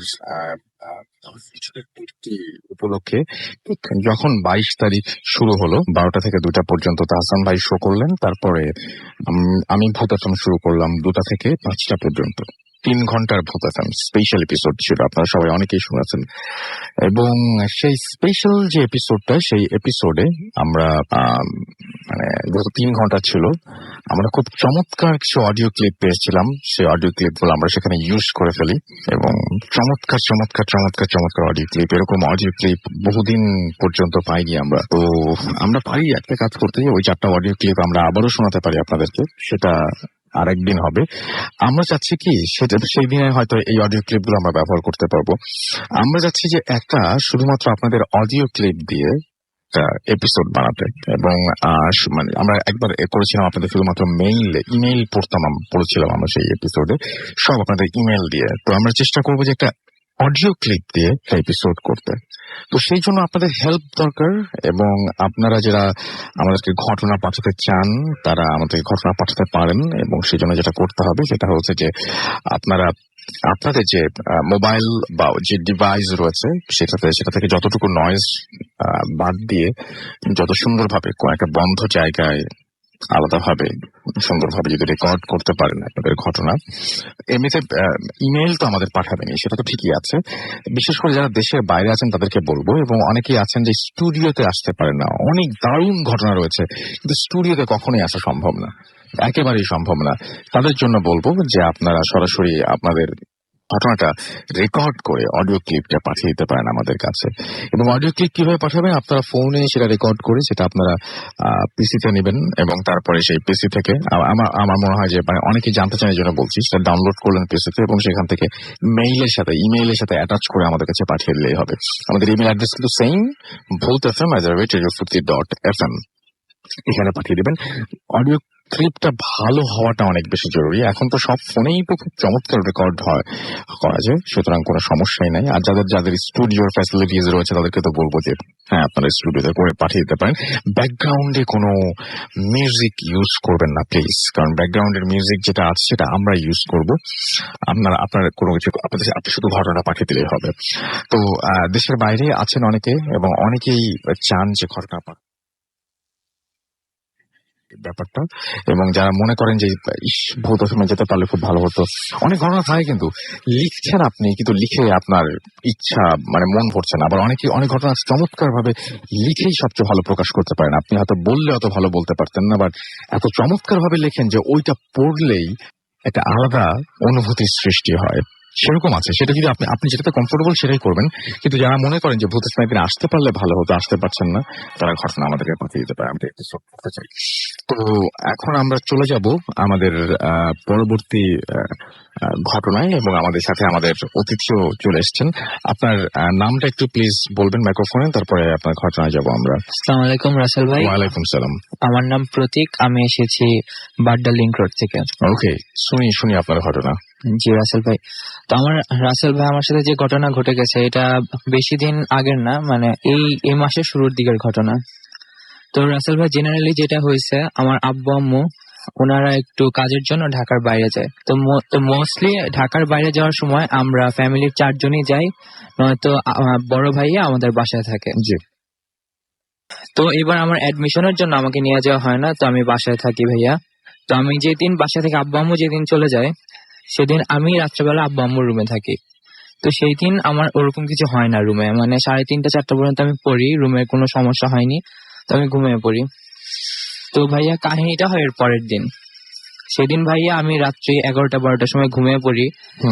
তো স্বাভাবিকভাবেই ঘুমাই, রাত্রি 2:30 কি 3টা বাজে, ঠিক সেই সময় হঠাৎ করে আমার ঘুমটা ভেঙে যায় ভাইয়া। আচ্ছা। তো আমি অনেক ঘামতে থাকি ভাইয়া। তারপর আমি ঘুম থেকে উঠে তারপর যখন দেখি আমি ঘামছি, তখন আমি মনে করলাম যে হয়তো কোনো দুঃস্বপ্ন কিছু দেখেছি বা প্রচন্ড গরম যে কারণে ঘামছি। তো আমি উঠে লাইটটা জ্বালায় আশেপাশে দেখি কিছু আছে নাকি, পরে লাইট নিবে আমি আবার শোয়ার চেষ্টা করি। তো আমি যখন ভাইয়া চোখ বন্ধ করে মানে শুয়ে থাকছি, আমার মনে হচ্ছে কেউ মাথা নিচু করে আমার দিকে তাকিয়ে আছে। তো ভাই আমি চোখ খুলে কিছুক্ষণ থাকি, মনে হয় যে আমার পিছে কেউ দাঁড়িয়ে আছে। তো আমি যে কাত হয়ে শুয়েছিলাম ভাইয়া, আমি সেই কাত ফিরে অন্য কাত হয়ে শুই। তো ভাইয়া মনে হয় যে আমার পিছে কেউ শুয়ে আছে। তারপর ভাই আমি আবার উঠে লাইট জ্বালাই আশেপাশে দেখি কেউ আসছে কিনা ঘরে, মানে ভাইয়া বা আঙ্কেল কেউ ঘরে এসেছে কিনা দেখতে, আমি ঘুমিয়েছি কিনা। আচ্ছা। তো ভাইয়া লাইট অফ করে আমি আবার ঘুমাতে যাই। এরপর ভাইয়া মানে একই জিনিস হতে থাকে, আমার মনে হয় যে কেউ আমার দিকে মাথা নিচু করে ভাইয়া তাকে আছে বা আমার পিছে দাঁড়িয়ে আছে ভাইয়া। তো আমি এদিক ওদিক ফুরি ভাইয়া, আস্তে আস্তে আমার ভয় অনেক বাড়তে থাকে। তো ভাই আমার বিছানা ঝাড়ু দিয়ে আমি বিছানা করার পর আমি বিছানা ঝাড়ুটা মানে বিছানার ভিতর মানে শুয়ে রেখে দিয়েছিলাম। আচ্ছা। তো ওইটা ভাইয়া মানে সোজা করে রাখা ছিল না যে মানে ওটা পড়ে যাওয়ার কোন, আর ফ্যানের স্পিড ওরকম ছিল না ভাইয়া যে পড়ে যাবে বা হাত পা লেগেও পড়ে যায় না ভাই। হঠাৎ করে দেখলাম বিছানা ঝাড়ুটা মানে বিছানা থেকে সেট করে পড়ে গেল নিচে। জি জি, একাই আপনার চোখের সামনে? আমার চোখের সামনে ভাই। মানে আমার এটা দেখে এত ভয় লাগছে, আমি জাস্ট মানে গায়ে কাঁথা ছিল, কাঁথাটা উঠিয়ে আমি দৌড় দিয়ে এক ঘরে ভাইয়ার রুমে চলে গেছি। আচ্ছা। তো ভাইয়ার রুমে চলে গিয়ে সেদিন রাত্রে ভাইয়াকে মানে আমি ডাক দিয়ে আমি ঘরে গিয়ে মানে লাইট অফ করে পরে মানে ভাইয়া এসে পরে আমরা ঘুমাইছি। তো পরের দিন রাত্রে যখন আমি ভাইয়াকে বলতেছিলাম ভাইয়া আজকে রাত্রে আমি আমাদের রুমে মানে আব্বু আম্মুর রুমে ঘুমাবো না, আমি এই রুমে ঘুমাই, তুমি আব্বু আম্মুর রুমে ঘুমাও। তারপর ভাইয়াকে ভাইয়া আমাকে জিজ্ঞেস করতেছিলাম কেন ঘুমাবো না, তো ভাইয়াকে খুলে সবকিছু বললাম। তো বলার পর ভাইয়া বললো যে ওনার সাথেও ঠিক সেম কাহিনী হয়েছে ভাইয়া। আচ্ছা, আপনার ভাই এখানে আছেন, আপনার নামটা একটু প্লিজ বলে তারপরে আপনি আপনার বাকি ঘটনাটা বলবেন। আমি তাহমিদ, তো লিংক রোড থেকে এসেছি, তাহিদের বড় ভাই। তো হ্যাঁ, আমাদের বাসায় সমস্যা যেটা হতো যে ওই রুমে আমি একা থাকতে আমিও ভয় পেতাম। এর আগে আমার সাথে এমন একটা ব্যাপার হয়েছিল যে আমি যখন রাত্রে ওই রুমে একা একা থাকি তখন দেখা যেত যে মনে হতো লাইটের অফ করার পর রুমের ভিতর কেউ একজন আছে, বা মানে উপর হয়ে তাকিয়ে থাকলে একটা যেরকম ফিলিং হয় মানুষের যে অন্য কেউ তাকিয়ে আছে বা দেখছে, এরকম একটা অনুভূতি হতো আর কি। তো আমি এই ভয়টা আগে পেতাম, সেই জন্য আর কি আমি একা একা ওই রুমে কখনোই থাকতাম না। তো এই কথাটা যখন ও বলে তখন আমি মানে লিটারেলি বড় ভাই সেই হিসেবে আর কি ওকে সাহস দেওয়ার জন্য ওকে বলছি যে না এরকম কিছু নাই, আমিও তো রুমে ঘুমাই না, আমিও ভয় পাই। তো ও বলে কি আচ্ছা ঠিক আছে। তো পরে ওই দিন আমরা ঘুমিয়ে পড়ি ওই আব্বু আম্মুর রুমে তালা দিয়ে আর কি, সে রুমে থাকি না আমরা। তো পরের দিন যথারীতি আব্বু আম্মুর টাঙ্গা থেকে চলে আসে, ঢাকায় চলে আসে। তো আসার পর আমরা 4 জন একসাথে খাচ্ছি। তো খাওয়ার সময় আম্মুকেও ঘটনাটা বলতেছিল। আচ্ছা। তো আব্বু এখানে ছিল, আব্বু খাচ্ছে। তো ঘটনাটা যখন আম্মুকে বলতেছে তখন খেয়াল করলাম যে আব্বুর দিকে তাকিয়ে আছে। তো আব্বু তারপর ওর কথাটা শুনে আব্বু ওর কথাটা শুনলো, আম্মু শুনলো। তো আম্মু বলে এসব কিছুই না, তুমি রাত্রে সোয়েটার পরে ঘুমাবো, তাহলে আর এরকম কিছু হবে না। তো আব্বু আবার তখন ডিরেক্ট বলে দিল যে আমরা যখন এরপর টাঙ্গাইল যাবো ওই রুমে কারোই থাকার দরকার নেই, ওই রুমটা তালা দিয়ে একা থাক। তো ভালো কথা। তো পরের দিন এটা আবার আমরা আবার আব্বুর সাথে একটু ডিস্টেন্স থাকার কারণে আব্বুকে ডিরেক্ট জিজ্ঞেস করতে পারিনি। তো পরের দিন আমি আম্মুকে জিজ্ঞেস করি যে আম্মু আসলে ব্যাপারটা কি। আম্মু বলে যে আব্বুর নাকি নিজেরও এরকম এক্সপিরিয়েন্স হয়, রাতে যখন একা ওই রুমে থাকে তখন আব্বু নাকি এরকম ফিল করে যে রুমে অন্য কেউ আছে বা আব্বুর গায়ে হাত বুলিয়ে দিচ্ছে, এরকম একটা মানে ফিলিং নাকি আব্বু নিজেও পায়। তো মোট কথা আরেকটা জিনিস বলতে হয় ভাইয়া, যে যখন মাঝে মাঝে আম্মু মানে ঢাকায় থাকতো না কোনো কাজে, আব্বু একা যখন থাকতো আমরা খেয়াল করতাম যে আব্বু লাইট জ্বালিয়ে রাতে ঘুমাচ্ছে। আমরা কখনো এটা নিয়ে কোয়েশ্চেন করিনি, কারণ হয়তো আব্বু কাজ করতেছে বা কোন একটা রিজনে রাত্রে লাইট জ্বালিয়ে রাখছে, তো এই জন্য জিজ্ঞেস করিনি কখনো। কিন্তু পরে আম্মুকে জিজ্ঞেস করার পর আম্মু কথাটা বলে যে আসলে আব্বু নিজে ভয় পায় বা আব্বু নিজে এই জিনিসগুলোতে একটু আনকমফোর্টেবল ফিল করে দেখে রাত্রে আব্বু নিজেও এরকম লাইট জ্বালিয়ে রাখে। তো পরে আর কি ব্যাপারটা আমরা বুঝতে পারি। তো এখন এই ব্যাপারটা বুঝতে পারার পর আর কোনো কথা বাড়েনি। আর পরবর্তীতে এরপর আম্মু আব্বু টাঙ্গাইল রিসেন্টলি যায়নি, আর কোনো ইনসিডেন্ট হয়ও নেই। আচ্ছা, আপনাদের এই বাসাটা তো নিজের বাসা? হ্যাঁ হ্যাঁ হ্যাঁ। আচ্ছা, নিজের বাসা। এখন এই বাসাটায় এরকম ঘটনা ঘটছে, এটা কেন ঘটছে? এটার আসলে কোনো মানে এক্সপ্লেনেশন আমাদের কারো কাছেই না। আব্বুকে আম্মুকে যেভাবে জিজ্ঞেস করেছিলাম তারা কিছুই বলে নাই। তো এতটুকু বলতে পারি যে আব্বু আম্মু যে রুমে থাকে এই রুমে আমার দাদি মারা যায়। আচ্ছা, আমার দাদি মারা যায় এই রুমেই মারা গিয়েছিল ঠিক রাত্রি 3:30 4টার দিকে। এরকম একটা টাইমে ক্যান্সারে মারা গিয়েছিল। তো আমাদের একটা টাইমে আমার আব্বু অনেক সিক হয়ে গিয়েছিল, আব্বুর অনেক বড় একটা ব্যাকবোনের অপারেশন হয়। তো তার আগে আব্বু যখন সিক হয়ে যায় তখন দেখা যায় যে একটা মানুষ যখন অসুস্থ হয় তখন মোটামুটি অনেকেই সাজেস্ট করে যে এটা কি কোনো কুফুরি কালাম কিনা বা কেউ করছে কিনা, ডাক্তারের দেখানোর পাশাপাশি এরকম অনেকেই সাজেশন দেয়। তো ওরকম একজন হুজুর দেখানো হয়েছিল। তো আমাদের বাসায় একটা নিম গাছ আছে, আপনাকে বলতে ভুলে গেছি। তো তখন যখন এইভাবে কনসাল্ট করে একজন হুজুরের সাথে, উনি আমাদের বাসায় আসেন। আসার পর তারপর এইসব জিনিস যা সব প্রসিডিওর থাকে এগুলো করার পর আমাদের নিম গাছে একটা তাবিজ পাওয়া যায়, আরেকটা তাবিজ পাওয়া যায়। আমাদের আব্বু আম্মু আরেকটা রুমে থাকতেন, তখন দাদি মারা যাওয়ার পর রুম শিফট করেন তারা।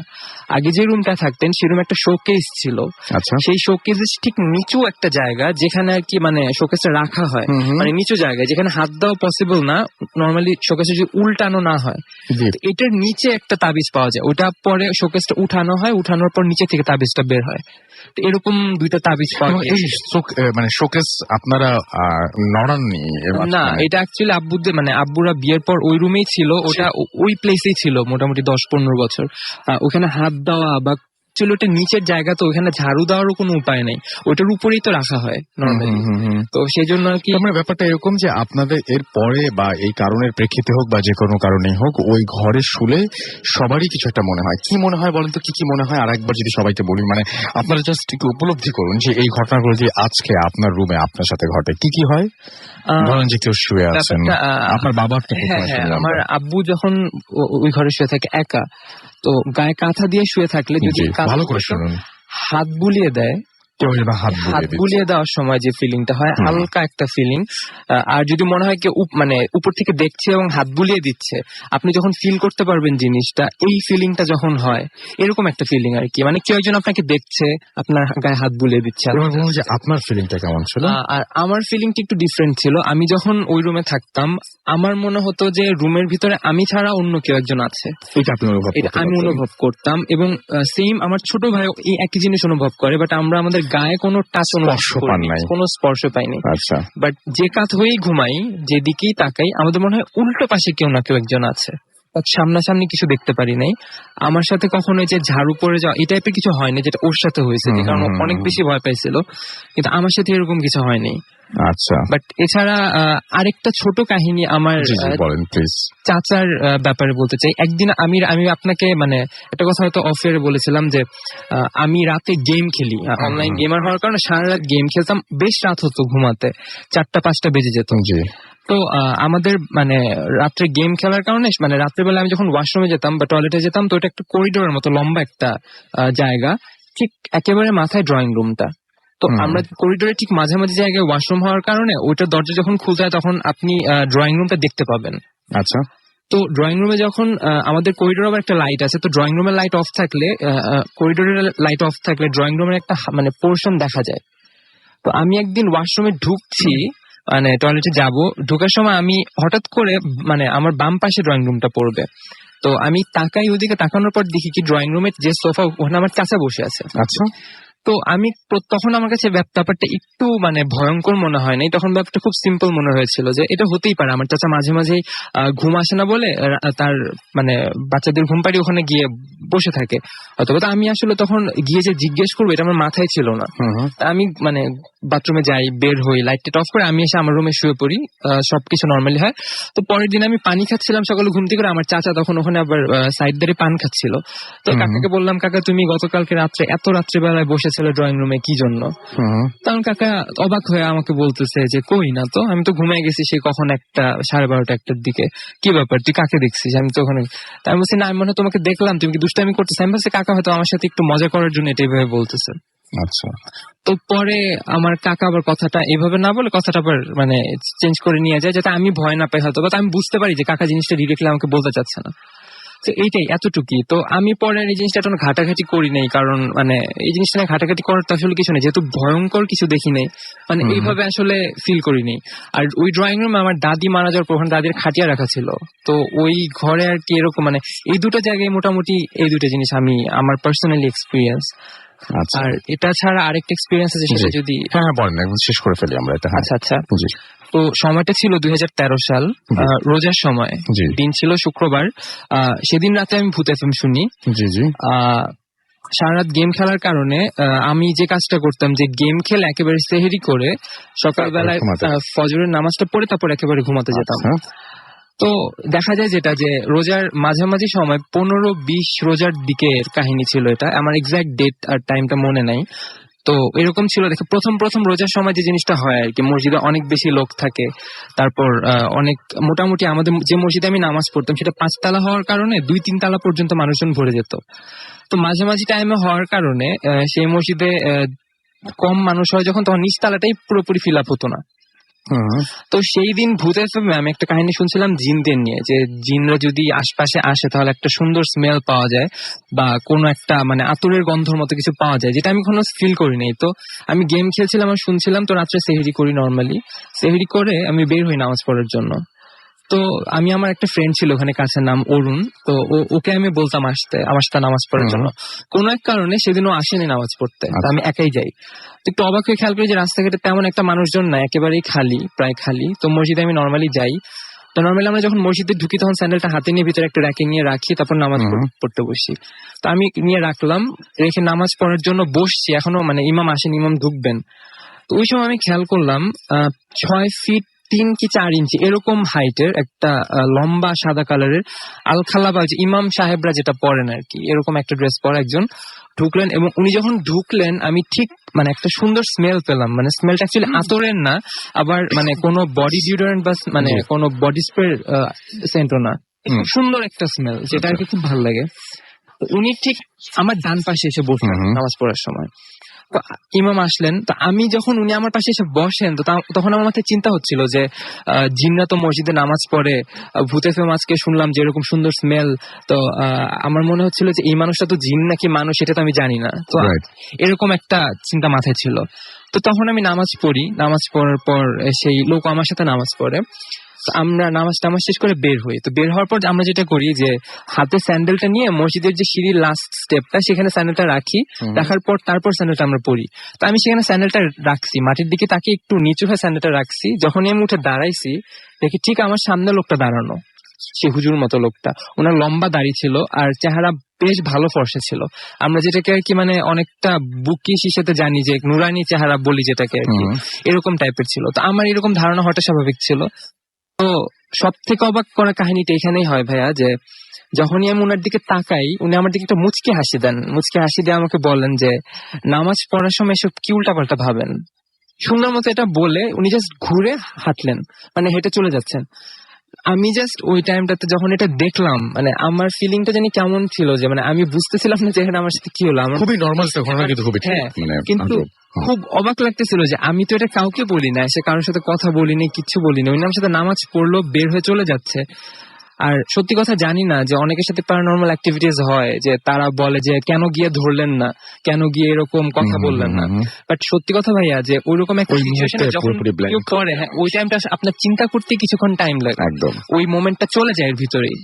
তো এটাই ছিল আর কি। সেদিন আমি নর্মালি আসি বাসায় এসে, কাউকে কিছু না বলে আমি চুপচাপ ঘুমিয়ে যাই। আমি ভাবছিলাম যে এই ব্যাপারটা যদি এখন কাউকে বলি রোজার সময়, এই জিনিসটা অনেকেই বিলিভ করবে না, অথবা হতে পারে যে আমাকে খারাপ কিছু দেখেননি, আপনি হয়তো ভালো কিছু দেখেছিলেন। থ্যাংক ইউ ভেরি মাচ আপনার ঘটনার জন্য। আমরা একটা ছোট্ট একটা ঘটনায় যাব। আর একটা ঘটনা, ছোট না, এই ঘটনাটা আমি পড়েছি কিনা I am not sure, but এই ঘটনাটা যদি না পড়ে থাকি তাহলে পড়া উচিত, আর এই ঘটনা যদি পড়ে থাকি তাহলে মাফ করে দিয়ে না আমরা আরেকদিন শুনি। লিখছেন রাসূল সালাম নেবেন, আজ আপনাদের সাথে জীবনের গতিপথ পাল্টে দেওয়া একটা ঘটনা শেয়ার করব। যদিও জীবনের বেশিরভাগ সময় কেটেছে ঢাকায়, কিন্তু আমার গ্রামের বাড়ি লালমনিরহাটের এক সীমান্তবর্তী গ্রামে। তাই স্টুডিওতে এসে শেয়ার করা সম্ভব না, ভালো লাগলে পড়ে শোনাবেন। 2014 সাল। তখন আমি ঢাকায় লিগ খেলতাম, ঢাকার এক নাম করা ক্লাবে। উল্লেখ্য, আমি প্রফেশনাল ক্রিকেটার ছিলাম। সেবার ঢাকায় লিগ শেষে গ্রামের বাড়ি ফিরলাম। বাড়িতে যখন পৌঁছালাম তখন প্রায় সন্ধ্যা। বাড়ির সবার সাথে কথা বলে রাতের খাবার শেষে বাজারে গেলাম বন্ধুদের সাথে দেখা করতে। খুব মজা করলাম। সবাই চলে গেল। ঘড়িতে তখন প্রায় 12:30। আমিও বাড়ির দিকে রওনা দিলাম। মোবাইলে গান বাজছে, জ্বলছে মোবাইলের ফ্ল্যাশ লাইট। হাঁটছি আমি। আমাদের বাড়ি আসার রাস্তার পাশেই একটা পারিবারিক কবরস্থান আছে। কবরস্থান থেকে আমার বাড়ি 5 মিনিটের পথ। যখন কবরস্থান পার হলাম, হঠাৎ একটি মেয়ে আমার বিপরীত দিক থেকে জোরে জোরে হেঁটে আসছে। একটু অবাক হলাম, এত রাতে একটা মেয়ে রাস্তায় কেন? প্যারানর্মাল কিছুই ভাবিনি কখনো। কাছে আসতে দেখলাম মেয়েটি নববধূর সাজে। অন্ধকারে মুখটা ভালো মতন দেখা গেল না। কাছে এসে জিজ্ঞেস করলো, ভাই, শহরে যাওয়া যাবে কিভাবে? আমি বললাম, এত রাতে শহরের জন্য কিছুই পাবেন না। অনেক সাহস নিয়ে বললাম, কে আপনি? মেয়েটির সহজাত উত্তর, আপনি চিনবেন না। আমিও আর মাথা ঘামালাম না। ভাবলাম বিয়েতে রাজি নয়, হয়তো এই জন্যই পালিয়ে এসেছে। আশেপাশের এলাকার কেউ হয়তো, সকাল হলেই সব জানা যাবে। ঠিক আছে, যান বলে বিদায় নিলাম। সত্যি বলতে তখন পর্যাপ্ত ভয় আমি পাইনি। 5-7 মিনিট পর বাড়িতে ফিরলাম, ভাত খেলাম আমার সব প্রিয় তরকারি দিয়ে, শুয়ে পড়লাম। কখন ঘুমাই, কখন ঘুমিয়ে গেলাম বলতে পারি না। ঘটনা শুরু এখানেই। আমার বাড়ির পেছনে একটা মাঝারি ধরনের পুকুর এবং তার কাছেই একটি বড় সুপারি বাগান আছে। আমাদের বাড়ি আসলে এলাকার ছোট ছেলেদের সাথে। এখানেই বাড়ি আসলে আমি মজার ক্রিকেট খেলি। ঘুমানোর পর স্বপ্নে দেখলাম আমাদের বাগানে আমি ক্রিকেট খেলছি। হঠাৎ পুকুর পাড়ের সাথে একটা সুপারি গাছের নিচে বসা একটা মেয়ে আমাকে ডাকলো। কাছে যেতেই দেখি রাতের দেখা সেই মেয়েটি বসে আছে নববধূর সাজেই। আমি বললাম, আরে আপনি এখানে কি করেন? রাতে শহরে যাননি? মেয়েটি বলল, না, আমি তোমাকে একটা জিনিস দিতে এসেছি। কি? গাছের গোড়ার দিকে দেখিয়ে বলল, ওই যে দেখছো, নিয়ে যাও, উপকার হবে। মেয়েটি অনেক সুন্দর ছিল। আমি হাঁ করে তাকিয়েছিলাম। হঠাৎ আবিষ্কার করলাম আমি বিছানায়। বুঝলাম স্বপ্ন দেখছি। পানি খেয়ে আবার ঘুমিয়ে গেলাম। পরদিন সকাল 9টার দিকে ঘুম থেকে ব্রাশ হাতে নিয়ে হাঁটতে হাঁটতে পুকুরের পাড়ে সেই গাছটা নিচে গেলাম। অবিশ্বাস্য হলেও সত্যি, আমি দেখলাম গাছের নিচে একটা রূপার মালা পড়ে আছে। দেখি ভেবে মালাটা হাতে নিলাম। বাথরুমে গিয়ে ভালো করে ধুলাম। রাতের স্বপ্নে দেখা কথাটা খেয়াল হলো, মালাটা সাথে রেখো, উপকার হবে। শেষটা কেমন হবে দেখতে চাইলাম। একটু একরোখা হওয়ায় আম্মুকে কিছু না বলেই গলায় দিলাম মালাটা। আম্মুকে জানালে আম্মু কখনোই ওটা আমাকে পড়তে দিত না। সকালের নাস্তা শেষে পাড়ার মাঠে গেলাম আড্ডা দিতে। বন্ধুদের রাতের ঘটনাটি বললাম, কিন্তু সবাই অনেক জোর গলায় উত্তর দিল, আমাদের এলাকা তো দূরের কথা, আশেপাশেও কোনো বিয়ে কিংবা পালানোর ঘটনা ঘটে নাই। ব্যাপারটা নিয়ে বেশি মাথা ঘামালাম না। তবে আমি খেয়াল করলাম প্রত্যেক রাতেই অনেক স্বপ্ন দেখা শুরু করলাম। ভয়ানক কিছু নয়, কিন্তু আগের রাতে যা দেখি পরের দিন অক্ষরে অক্ষরে সেটা মিলে যায়। ব্যাপারটা আমি মজাই পেলাম। ওভাবে 10-15-20 দিন কেটে গেল। একদিন দুপুরে খেতে বসে আম্মুকে আমার স্বপ্নের ব্যাপারটা জানালাম আর বললাম, দেখো, আজ খালামণি আসবে আমাদের বাসায়। সত্যিই খালামণি আসলো, কিন্তু আম্মু আমাকে নিয়ে টেনশন শুরু করলো। কয়েকদিন পর আমি নিষেধ করা সত্ত্বেও আম্মু একজন দরবেশ টাইপ মানুষ আনলেন বাসায়। অনেক কিছু পরীক্ষা করে দরবেশ বাবা বললেন ওকে পরি আসর করেছে। তিনি আমাকে মালাটি খুলে রাখতে বললেন আর 3 দিনের মাথায় কোনো নদীতে ফেলে দিতে বললেন। আমাদের পুরো বাড়িটা বন্ধ করে দিলেন সেদিন। উনি যাওয়ার পর আমি আম্মুকে মালাটা খুলে দিয়ে ভালো করে রাখতে বললাম। আম্মু আলমারিতে অনেক গোপন ভাবে সংরক্ষণ করলেন মালাটি। সেই রাতে আমি স্বপ্নে দেখলাম ওই নববধূ মেয়েটি আমাকে একটি গাছে বেঁধে রেখেছে, চাবুক দিয়ে মারছে আর বলছে, তুই কেন মালাটি খুললি? আমি তো কোনো অত উপকার করতে চেয়েছিলাম এবং আমি বিয়ে করতে চেয়েছিলাম, কিন্তু তুই তা শুনলি না, এখন তোকে আমি মেরে ফেলবো। আমার যতটুকু মনে পড়ে মেয়েটার আশেপাশে সাদা ধবধবে অনেক লোক ছিল, তারা কি যেন বলা বলি করছিল, কিন্তু আমি তাদের কোনো কিছুই বুঝি নাই, শুধু মেয়েটার কথাই বুঝেছি। প্রচন্ড প্রহার আর মৃত্যুর ভয়ে আমি অজ্ঞান হয়ে যাই। আমার জ্ঞান ফিরে তখন আমি দেখি আমি হাসপাতালের বেডে শুয়ে আছি, আমার সারা শরীরে অসংখ্য মারের দাগ, ডান হাতটা প্রায় অবশ। 6 দিন পর আমাকে বাসায় আনা হয়। আমার আম্মুর কাছে যা শুনি তা এরকম, সেদিন রাতে ঘুমাতে যাওয়ার পর সকালে অনেক ডাকাডাকির পর আমাকে উঠতে না দেখে ঘরের দরজা ভেঙে ফেলা হয়। ঘরের দরজা জানালা সব ঠিক থাকলেও আমি ঘরে ছিলাম না, কিন্তু আমার ঘর থেকে বের হওয়ার দ্বিতীয় কোনো রাস্তাও ছিল না। পরে সব জায়গায় খোঁজ নিয়ে আমাকে কোথাও না পেয়ে আমার মা আবার সেই নাম করা দরবেশ বাবার শরণাপন্ন হন। দরবেশ বাবা আমার মাকে বলেন বললে আমাকে নিয়ে গেছে, আর আমাকে ফিরিয়ে আনার উপায় হলো আমার জীবনের একটি ক্ষতি মেনে নেয়া। আমার জীবনে আমাকে বিয়ে দেওয়া যাবে না এবং আমার শরীরের যে কোনো একটি অঙ্গ অচল হয়ে যাবে। নিরুপায় হয়ে আমার মা 2 নাম্বার তাই বেছে নিলেন। এরপর আমি নিখোঁজ হওয়ায় তৃতীয় সকালে অজ্ঞান অবস্থায় বাসার ছাদে আমাকে পাওয়া যায়। আমি বাড়িতে আসার পর অনেক তাবিজ কবজ বেঁধে দেওয়া হয় আমাকে আমার শরীরের বিভিন্ন অংশে। এরপর আর খারাপ কিছু ঘটেনি, কিন্তু আমি প্রায়ই আমার সাথে দ্বিতীয় কারো অস্তিত্ব অনুভব করি। কিন্তু আমি হারিয়েছি আমার ডান হাত, যে জন্য বিদায় দিতে হয়েছে আমার সম্ভাবনাময় ক্রিকেট থেকে। অনেক চিকিৎসার পর এখন হাতের অবস্থা কিছুটা ভালো, কিন্তু ডাক্তার বলেছে আরো মাস 6 লাগবে সম্পূর্ণ সুস্থ হতে। কিন্তু দরবেশ বাবা বলেছেন পরীর কার্যকারিতা আরো 8 মাস পর শেষ হবে, তারপর আল্লাহ চাইলে আমি আবার সুস্থ হব। সবাই দোয়া করবেন যেন আবার ফিরতে পারি ক্রিকেটে। আল্লাহ হাফিজ। শোভন লিখেছেন এই ঘটনাটি, একজন ক্রিকেটারের কাহিনী।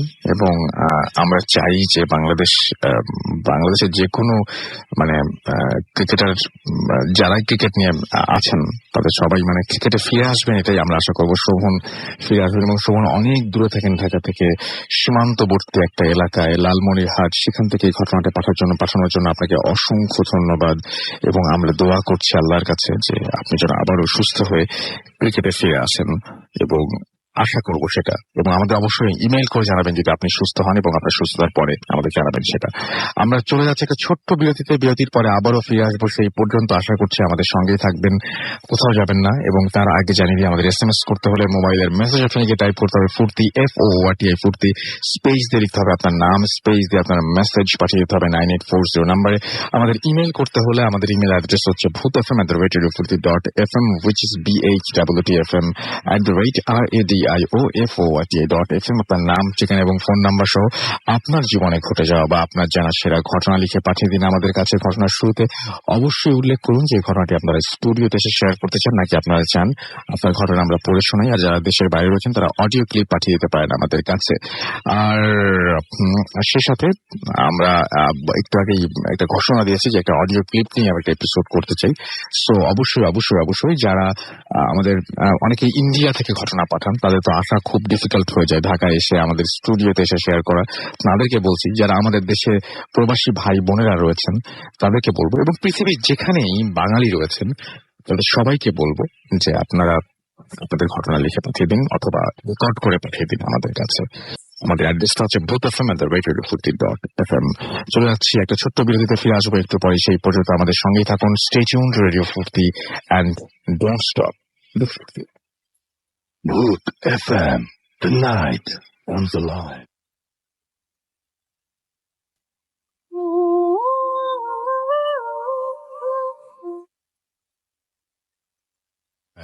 শুনছেন সবসময় রেডিও ফুর্তি 8.2 FM। আমি রাসেল আছি, সাথে আমার সাথে রয়েছে মাসুম ভাই এবং আজকের অতিথিরা, এবং আপনাদের সবাইকে আরো একবার স্বাগত জানাচ্ছি ভূত FM-এ।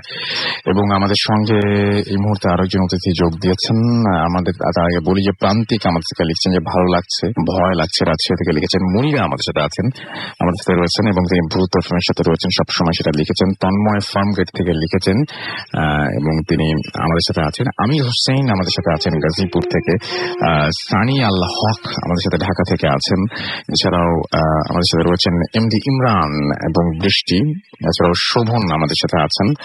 এছাড়াও আমাদের সাথে রয়েছে শোভন নাম লিখে অনেকগুলো জিজ্ঞাসাবোধক চিহ্ন দিয়েছেন, আমি জানি না কেন। সাগর লুনা খুলনা থেকে আমাদের সাথে রয়েছেন এবং আমাদের সাথে রয়েছেন দেখতে পাচ্ছি ফুর্তি তানভীর। এছাড়াও আমাদের সাথে রয়েছেন দেখতে পাচ্ছি মুগ্ধা থেকে, ময়মনসিং থেকে, ভূত এফএম মিস করা যায় না তাই লিখেছেন। আমার সাথে রয়েছেন দেখতে পাচ্ছি চাঁপাইনবাবগঞ্জ থেকে মেহেদি হাসান এমিল এবং আমাদের সাথে রয়েছেন দেখতে পাচ্ছি অর্ঘ এবং সিলেট থেকে আছেন শামীম রন্তু। আমাদের সাথে রয়েছেন খুলনা নেভি ক্যাম্প থেকে।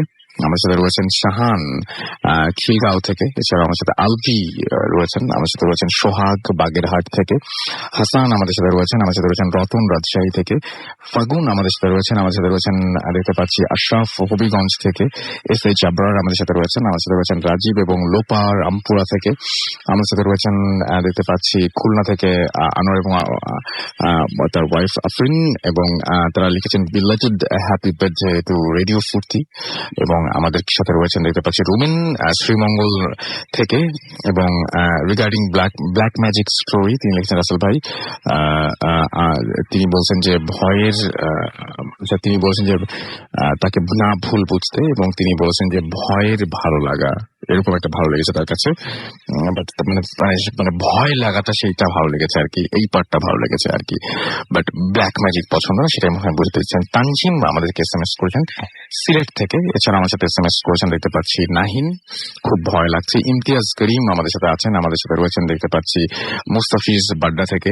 এছাড়া আমার সাথে রয়েছেন কিশোরগঞ্জ থেকে। আমার সাথে রয়েছেন আলভি। এছাড়া আমার সাথে হামিম রয়েছেন, শাহিন রয়েছেন আমাদের সাথে। আমার সাথে রয়েছেন রুবি হাতির ঝিল থেকে। আরো অনেকে আমাদের সাথে রয়েছেন। আপনি যদি থাকতে চান তাহলে মোবাইলের মেসেজ অপশনে টাইপ করুন ফুর্তি FORTI ফুর্তি, স্পেস দিয়ে লিখুন আপনার নাম, স্পেস দিয়ে আপনার মেসেজ, পাঠিয়ে দিন 9840 নাম্বারে। আমাদের ইমেল অ্যাড্রেসটা আপনারা জেনে নেন। আমাদের ইমেল অ্যাড্রেস হচ্ছে bhotfm@radiofurti.fm which is BHWTFM@radiofurti.fm। আপনার নাম, ঠিকানা এবং ফোন নাম্বার সহ আপনার জীবনে ঘটে যাওয়া বা আপনার জানা সেরা ঘটনা লিখে পাঠিয়ে দিন আমাদের কাছে। ঘটনার শুরুতে অবশ্যই উল্লেখ করুন যে ঘটনাটি আপনি স্টুডিওতে এসে শেয়ার করতে চান নাকি আপনি চান আপনার ঘটনা আমরা পড়ে শোনাই। ফেসবুকে অনেকেই আমাদের সাথে রয়েছেন এবং আমি দেখতে পাচ্ছি যে ফেসবুকে আমাদের সাথে আছেন আমাদের সাথে রয়েছেন আকবর হোসেন। এছাড়া আমাদের সাথে রয়েছেন দেখতে পাচ্ছি রাজকুমার, আমাদের সাথে আছেন দেখতে পাচ্ছি এছাড়াও ইনোসেন্ট প্রিন্স। এছাড়াও আমাদের সাথে রয়েছেন দেখতে পাচ্ছি সাকলাইন আহমেদ। এছাড়াও আমাদের সাথে আছেন সাইল। এছাড়াও আমাদের সাথে রয়েছেন দেখতে পাচ্ছি রৌফ। আমাদের সাথে রয়েছেন এছাড়াও এমডি শাকিল মজুমদার। এছাড়াও সত্যজিৎ রয় আমাদের সাথে রয়েছেন। আমাদের সাথে রয়েছেন অজয় বিশ্বাস। আমাদের সাথে রয়েছেন অমি হাসান। এছাড়াও আমাদের সাথে রয়েছেন নাইমুর ইসলাম দুর্জয়। আমাদের সাথে রয়েছেন দেখতে পাচ্ছি রৌফ ইসলাম। আমাদের সাথে রয়েছেন দেখতে পাচ্ছি এছাড়াও তন্নি মজুমদার এবং এবং এবং আমাদের সাথে রয়েছেন দেখতে পাচ্ছি দেবাশিস সহ আরো অনেকে। তো আমরা আবারও আপনাদের SMS এবং আপনাদের সবকিছুতে ফিরে আসবো এবং আমরা এখন যেটা করবো সেটা হচ্ছে যে সরাসরি ঘটনায় চলে যাব। আপনার নামটা প্লিজ একটু বলবেন, তারপর আপনার ঘটনায় আসবো আমরা। ধন্যবাদ রাসেল ভাই। আমার নাম সাদত আহমেদ বিতান। জি, আমি যে ঘটনাটি আজকে আপনার বলবো সেটি হচ্ছে অনেক পুরোনো, আগে 1970 সালের ঘটনা। জি, আমার বাড়ি হচ্ছে রাজবাড়ী জেলা পাংশা থানা সাউরাইল গ্রাম, খুব অজপাড়া গা। এখনো সেখানে কারেন্ট বিদ্যুৎ পৌঁছায় নেই এমন জায়গা। যাই হোক, আমি তখন ক্লাস 8-এ পড়ি। তা একদিন হঠাৎ শুনতে পেলাম যে আমাদের, আরেকটু বললে নেওয়া ভালো, যে আমাদের নদী স্কুল থেকে আধা কিলোমিটার দূরে হবে একটা নদী। নদীর ধারে খুব নির্জন একটা জায়গা, বাড়ি ঘর শূন্য, নাই বললেই চলে। হ্যাঁ, একটা কালী ঘর আছে, বট গাছ আছে, বট গাছের নিচে একটা কালী মন্দির আছে। তো মন্দিরটা যেহেতু মনে হয় খুব পূজা টুজা খুব একটা করা হয় না, অবহেলিত, ময়লা টয়লা ধরে অপরিষ্কার একটা পরিবেশ। তা নদীর ওই পারে আছে আর একটা গ্রাম, ছোট্ট একটা গ্রাম। সেখানে মাঝিদের বাস, ছোট পেশাজীবী যারা থাকে তাদের বাস, ওখানে হিন্দু। তা এবার আমি তখন একদিন জানতে পারলাম যে, শুনলাম যে একজন এসে বলল যে ওই একটা মহিলা আসছে, খুব নোংরাইটে ধরনের বিদঘুটে চেহারার একটা মহিলা ওই কালী মন্দিরের পাশে বসছে, কিন্তু সে কারোর সঙ্গে কথাও বলে না, কারোর দিকে তাকায়ও না। সে শুধু সারা দিন খায়, একভাবে খায় যাচ্ছে নোংরা জিনিস। যেমন মনে করেন যে শামুক ভেঙে খাচ্ছে, ঝিনুক ভেঙে খাচ্ছে, মুরগির পচা নাড়ি বুড়ি খাচ্ছে, ইঁদুর খাচ্ছে। কিন্তু এইগুলো যে কে দেয়, কে রাত্রে এগুলো যোগান দিয়ে যায়, এইগুলো কেউ জানে না। তা মনে হয় যে ওর পিছনে বিহাইন্ডে কেউ কাজ করছে, একটা শক্তি বোঝা যায় আর কি। এটা আমি শুনলাম। শোনার পরে আমার বেশ কৌতূহল হইলো যে আমরা দেখতে যাব। তা আমাদের সাথের কয়েকটা মেয়ে, কয়েকটা ছেলে, আমরা মিলে, আমার এক চাচা ছিলেন আহমেদ আলী নাম তার, সে আমাদের একটু সিনিয়র ছিলেন, সে একটু গুয়ার টাইপের মানুষ ছিলেন উনি। তা গেলাম আমরা, যাওয়ার পরে কাছে যাওয়া যাচ্ছে না, ওইটা ভীষণ ভীষণ দুর্গন্ধ চারপাশে দিয়ে, নাকে কাপড় দিয়ে সবাই দূরিতে দেখে। তা আমার চাচা একটু করে যায়, ওই ছোটাটা ইটের টুকরা নিয়ে গায়ে মারছে, তাতে বোঝা গেল যে সে একটু ব্যথা পাইছে। আচ্ছা, হ্যাঁ। তা আমরা সবাই, আমার মায়া লাগতে লাগলো এটা গায়ে মারা দেখে মহিলাটার। তারপরে খাচ্ছে হাবি জাবি এইগুলো, এর কেউ খাবার দেয় না কেন, এত মানুষ এর খাবার দেয় না কেন? এই খাবারগুলো কোথায় পাচ্ছে সেটা আপনারা জানেন না? খাবারগুলো কোথার থেকে আসছে, কে দিয়ে যায়, এগুলো রাতের অন্ধকারে কেউ বলতে পারে না, সে তো ওখানেই থাকে। কিন্তু এই খাবারগুলো কোথার থেকে আসে, এটা হচ্ছে একটা ভাবার বিষয় ছিল। তা যাই হোক, চিন্তা করে আমি চলে আসলাম। আসার পরে সবাই চলে আসলাম। একদিন চিন্তা করলাম, 2 দিন বাদে পরে আমি চিন্তা করলাম যে ঠিক আছে আমি যাব, এরপরে আবার বন্ধু টন্ধু নিয়ে, সব মেয়েগুলো আছে বান্ধবী, এদের নিয়ে আবার যাব। আমি কলা টোলা কিছু কিনে নিয়ে, রুটি টুটি ভালো খাবার টাবার নিয়ে আমি যাব। নিয়ে গেলাম কলা, নিয়ে গেলাম রুটি, নিয়ে গেলাম ভালো খাবার, পাউরুটি ছিল।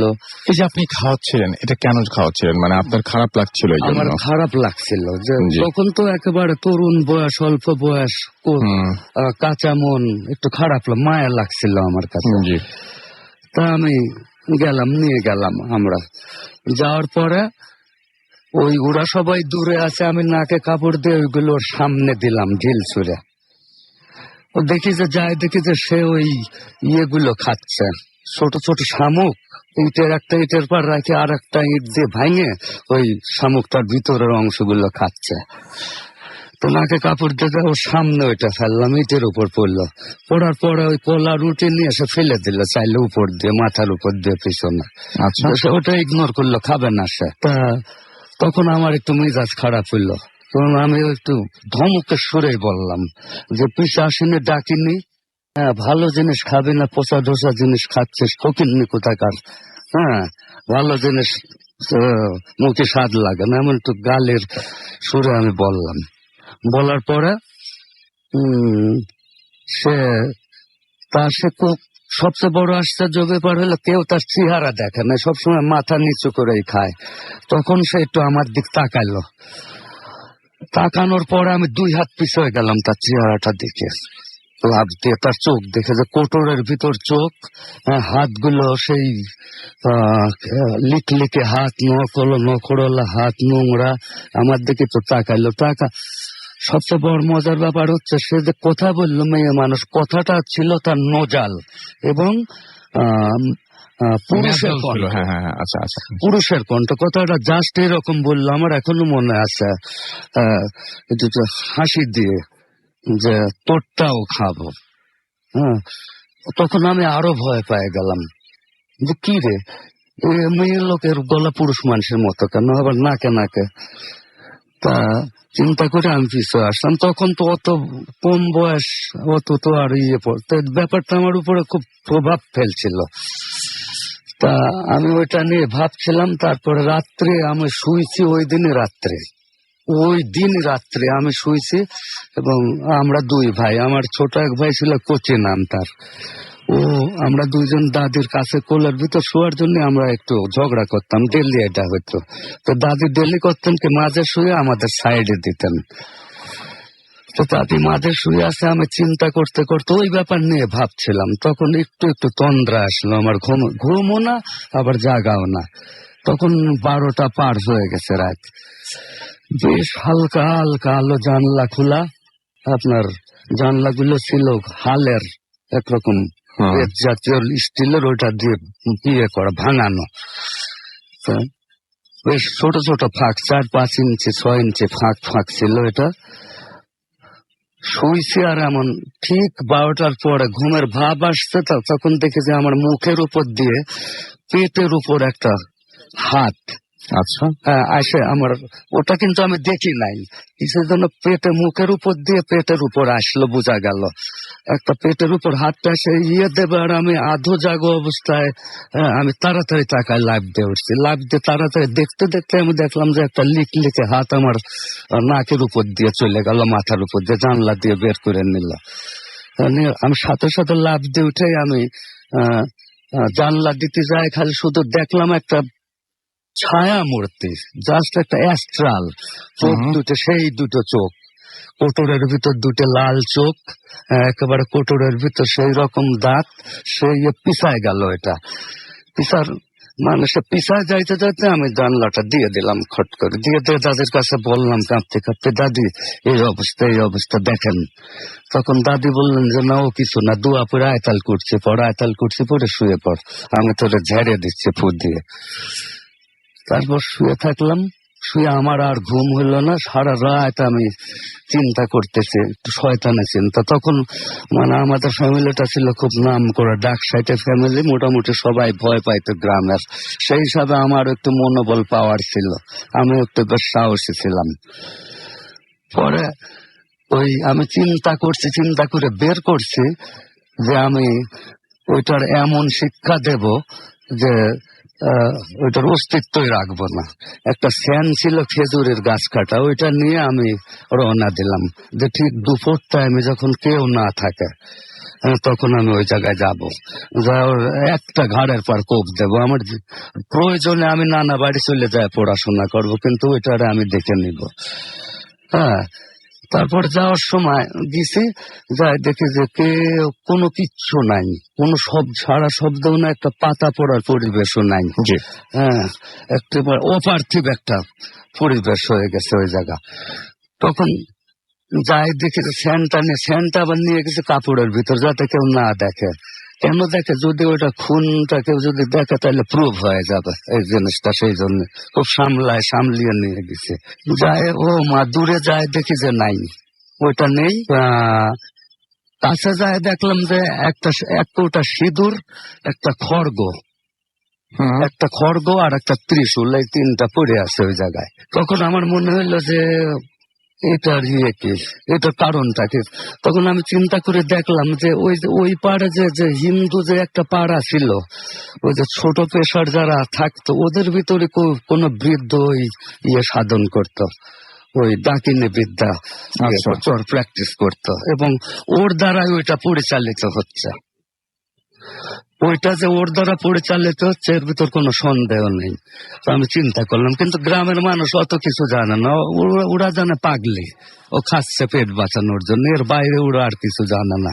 তাছাড়া তখন মানুষজন অনেক কম ছিল, পাকিস্তান পিরিয়ড তো, স্বাধীনতার 1 বছর আগে। তা আমি তো বই টই পড়তাম মোটামুটি, মাসুদ রানা, কুয়াশা, সেই সময় বিভিন্ন ছিল। তখন আমার একটু চিন্তা আসছে যে আমার মনে হয় এটা কোন তান্ত্রিক দ্বারা পরিচালিত হচ্ছে, ওর সেই চালাচ্ছে, ওই উঠায় নিয়ে গেছে, আমাদের পরিবারের নজর পড়েছে, ওই মনে হয় ওই উপাড়েতে ওই উড়াইকে উঠায় নিয়ে গেছে।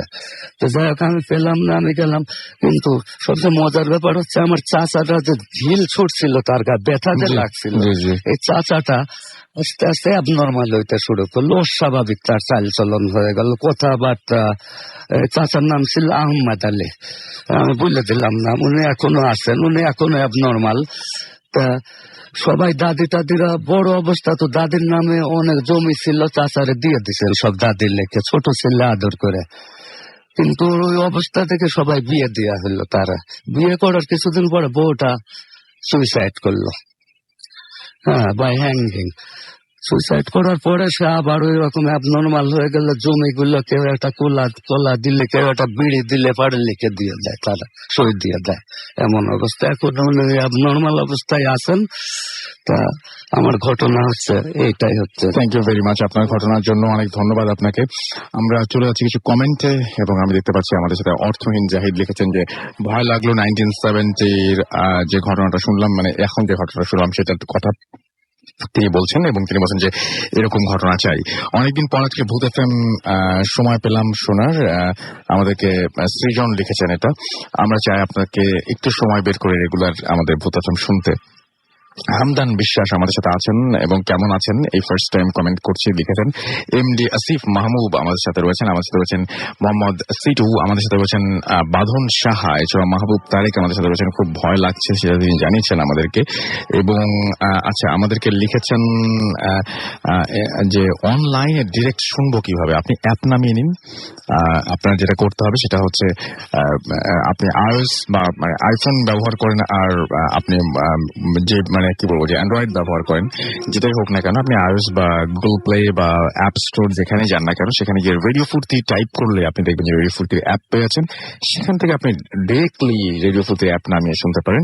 2 নম্বর স্টোরিটা এত ভয় লিখেছেন ইমন ভৌমিক, এছাড়াও ফারিয়া ফারজানা অ্যানি আমাদের সাথে লিখেছেন, এবং আমাদের সাথে রয়েছেন দেখতে পাচ্ছি, এছাড়াও দেখতে পাচ্ছি ইমরুল ইসলাম জহিরুল আমাদের সাথে রয়েছেন। Story was good.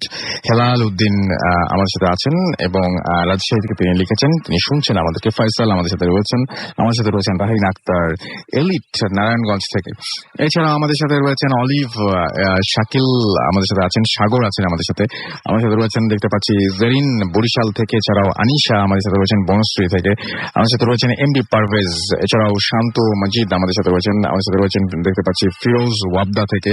আতিকুল আমাদের সাথে রয়েছেন। FM জাহিদ আমাদের সাথে আছেন। আমাদের সাথে রয়েছেন দেখতে পাচ্ছি মেসি, এছাড়াও জেরিন এবং নাহিদা আমাদের সাথে রয়েছেন। আমাদের সাথে রয়েছেন তৃষা এবং বিদেশ আমাদের সাথে রয়েছেন দেখতে পাচ্ছি উইলসন সহ আরো অনেকে। সো যারা আমাদের সঙ্গে রয়েছেন তাদেরকে অনেক অনেক অনেক অনেক ধন্যবাদ। আমরা একটা ছোট্ট বিরতি নিব, এবং বিরতির পরে আবারও ফিরে আসছি। সেই পর্যন্ত আমাদের সঙ্গেই থাকুন। স্টে টিউনড টু রেডিও ফুর্তি এন্ড ডোন্ট স্টপ দ্য ফুর্তি। ভূত FM লাইভ comes alive.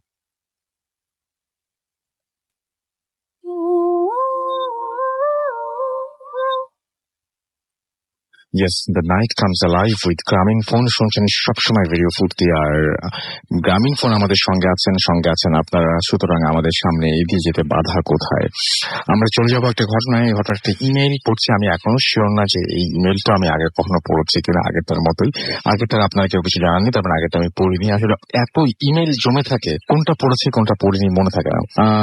যাই হোক, লিখছেন রাসেল ভাই, সালাম নেবেন। আজ আপনার সাথে আমার জীবনের গতিপথ পাল্টে দেওয়া আছে। এটা আমি একটু আগে পড়লাম। আর একটা ঘটনা, সেটা হচ্ছে আমাদের আরো একজন ভাইয়া পাঠিয়েছেন, সেটা আমরা একটু পড়ে ফেলি। আমিনুল ইসলাম আমাদেরকে লিখেছেন যাত্রাবাড়ি থেকে, কোনাপাড়া যাত্রাবাড়ি।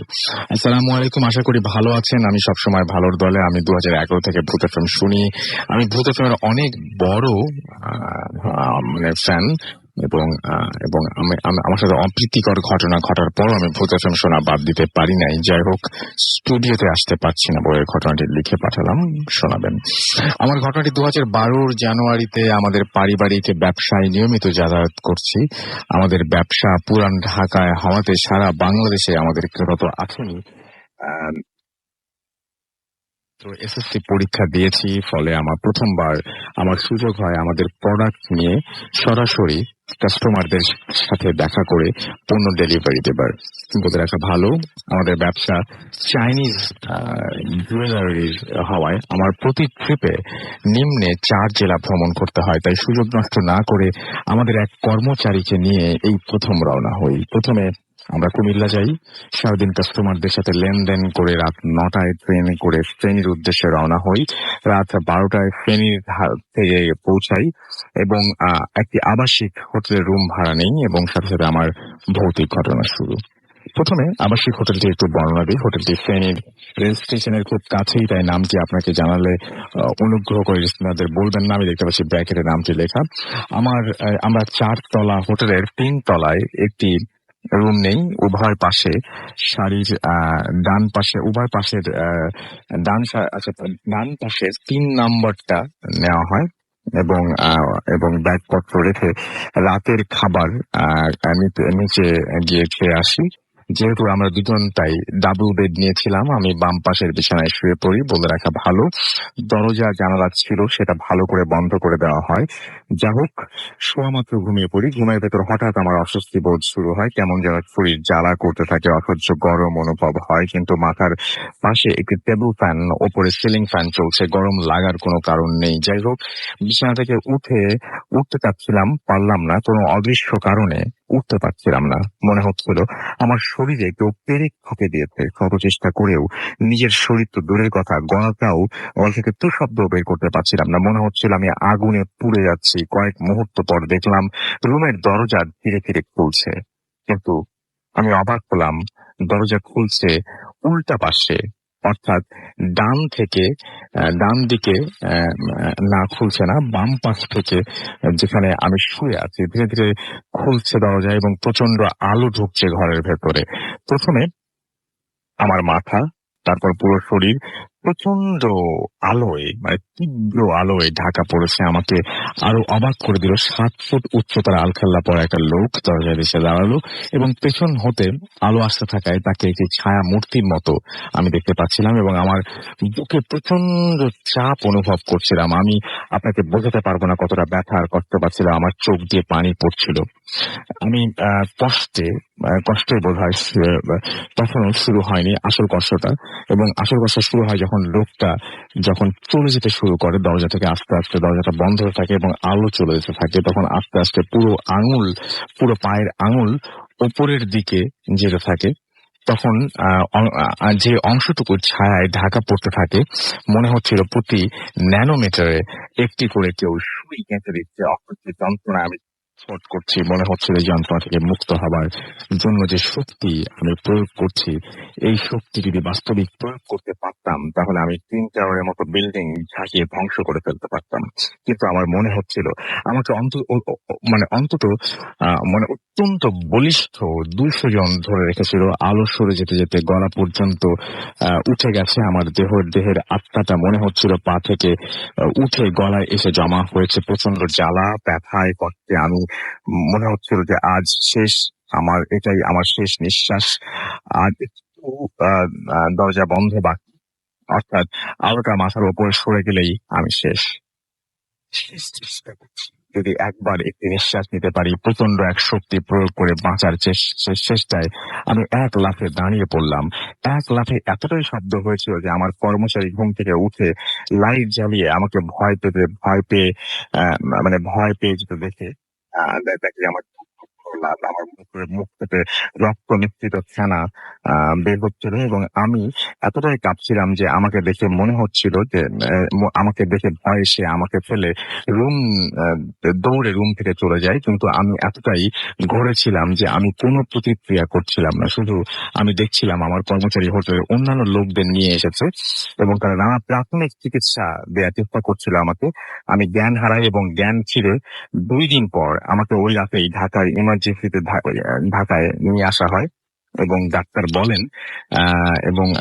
বলেন আরেকটু দেরি হলেই আমি মারা যেতাম। কিন্তু আমি মৃত্যুর কত কাছে ছিলাম তা আমি ছাড়া কেউ জানে না। পরে জানতে পারি ওই হোটেলের পাশে একটা খ্রিস্টান কবরস্থান রয়েছে, 18 শতক বা তার পুরাতন, যেখানে ওইখানকার লোকজন তো দূরের কথা, কোনো নতুন কবরও দেয়া হয় না। কবর দেওয়া হয় না। অনেক লোক বিনা কারণে ওখানে মারা গেছে ওই কবরস্থানের আশেপাশে। 4 বছর হয়ে যাবার পরও আমি সে রাতের কথা চিন্তা করলে আমি এখনো ভয় পাই। এই অভিজ্ঞতা আরো যদি হয়, সেজন্য সবাইকে না হয়, সেজন্য সবাইকে দোয়া করতে সবাইকে দোয়া করতে বলছেন হয়তো তিনি, এবং আমাদের সবাই দোয়া করবেন যাতে ওই অভিশপ্ত রাতের কথা আমি ভুলে থাকতে পারি, এবং সবাইকে প্রতিদিন সহ সবার সুমঙ্গল কামনা করেছেন তিনি। Thank you very much. এই ঘটনাটা খুব চমৎকার ছিল। আমি জানি না আপনাদের কেমন লাগলো, বাট আমার কাছে অনেক ভালো লেগেছে। তো এই ছিল মোটামুটি আজকের ভূতাকাম। সময় শেষ হয়ে গেছে, আমাদের বিদায় নিতে হবে এবং কথা হবে আবারও আগামী সপ্তাহে। তবে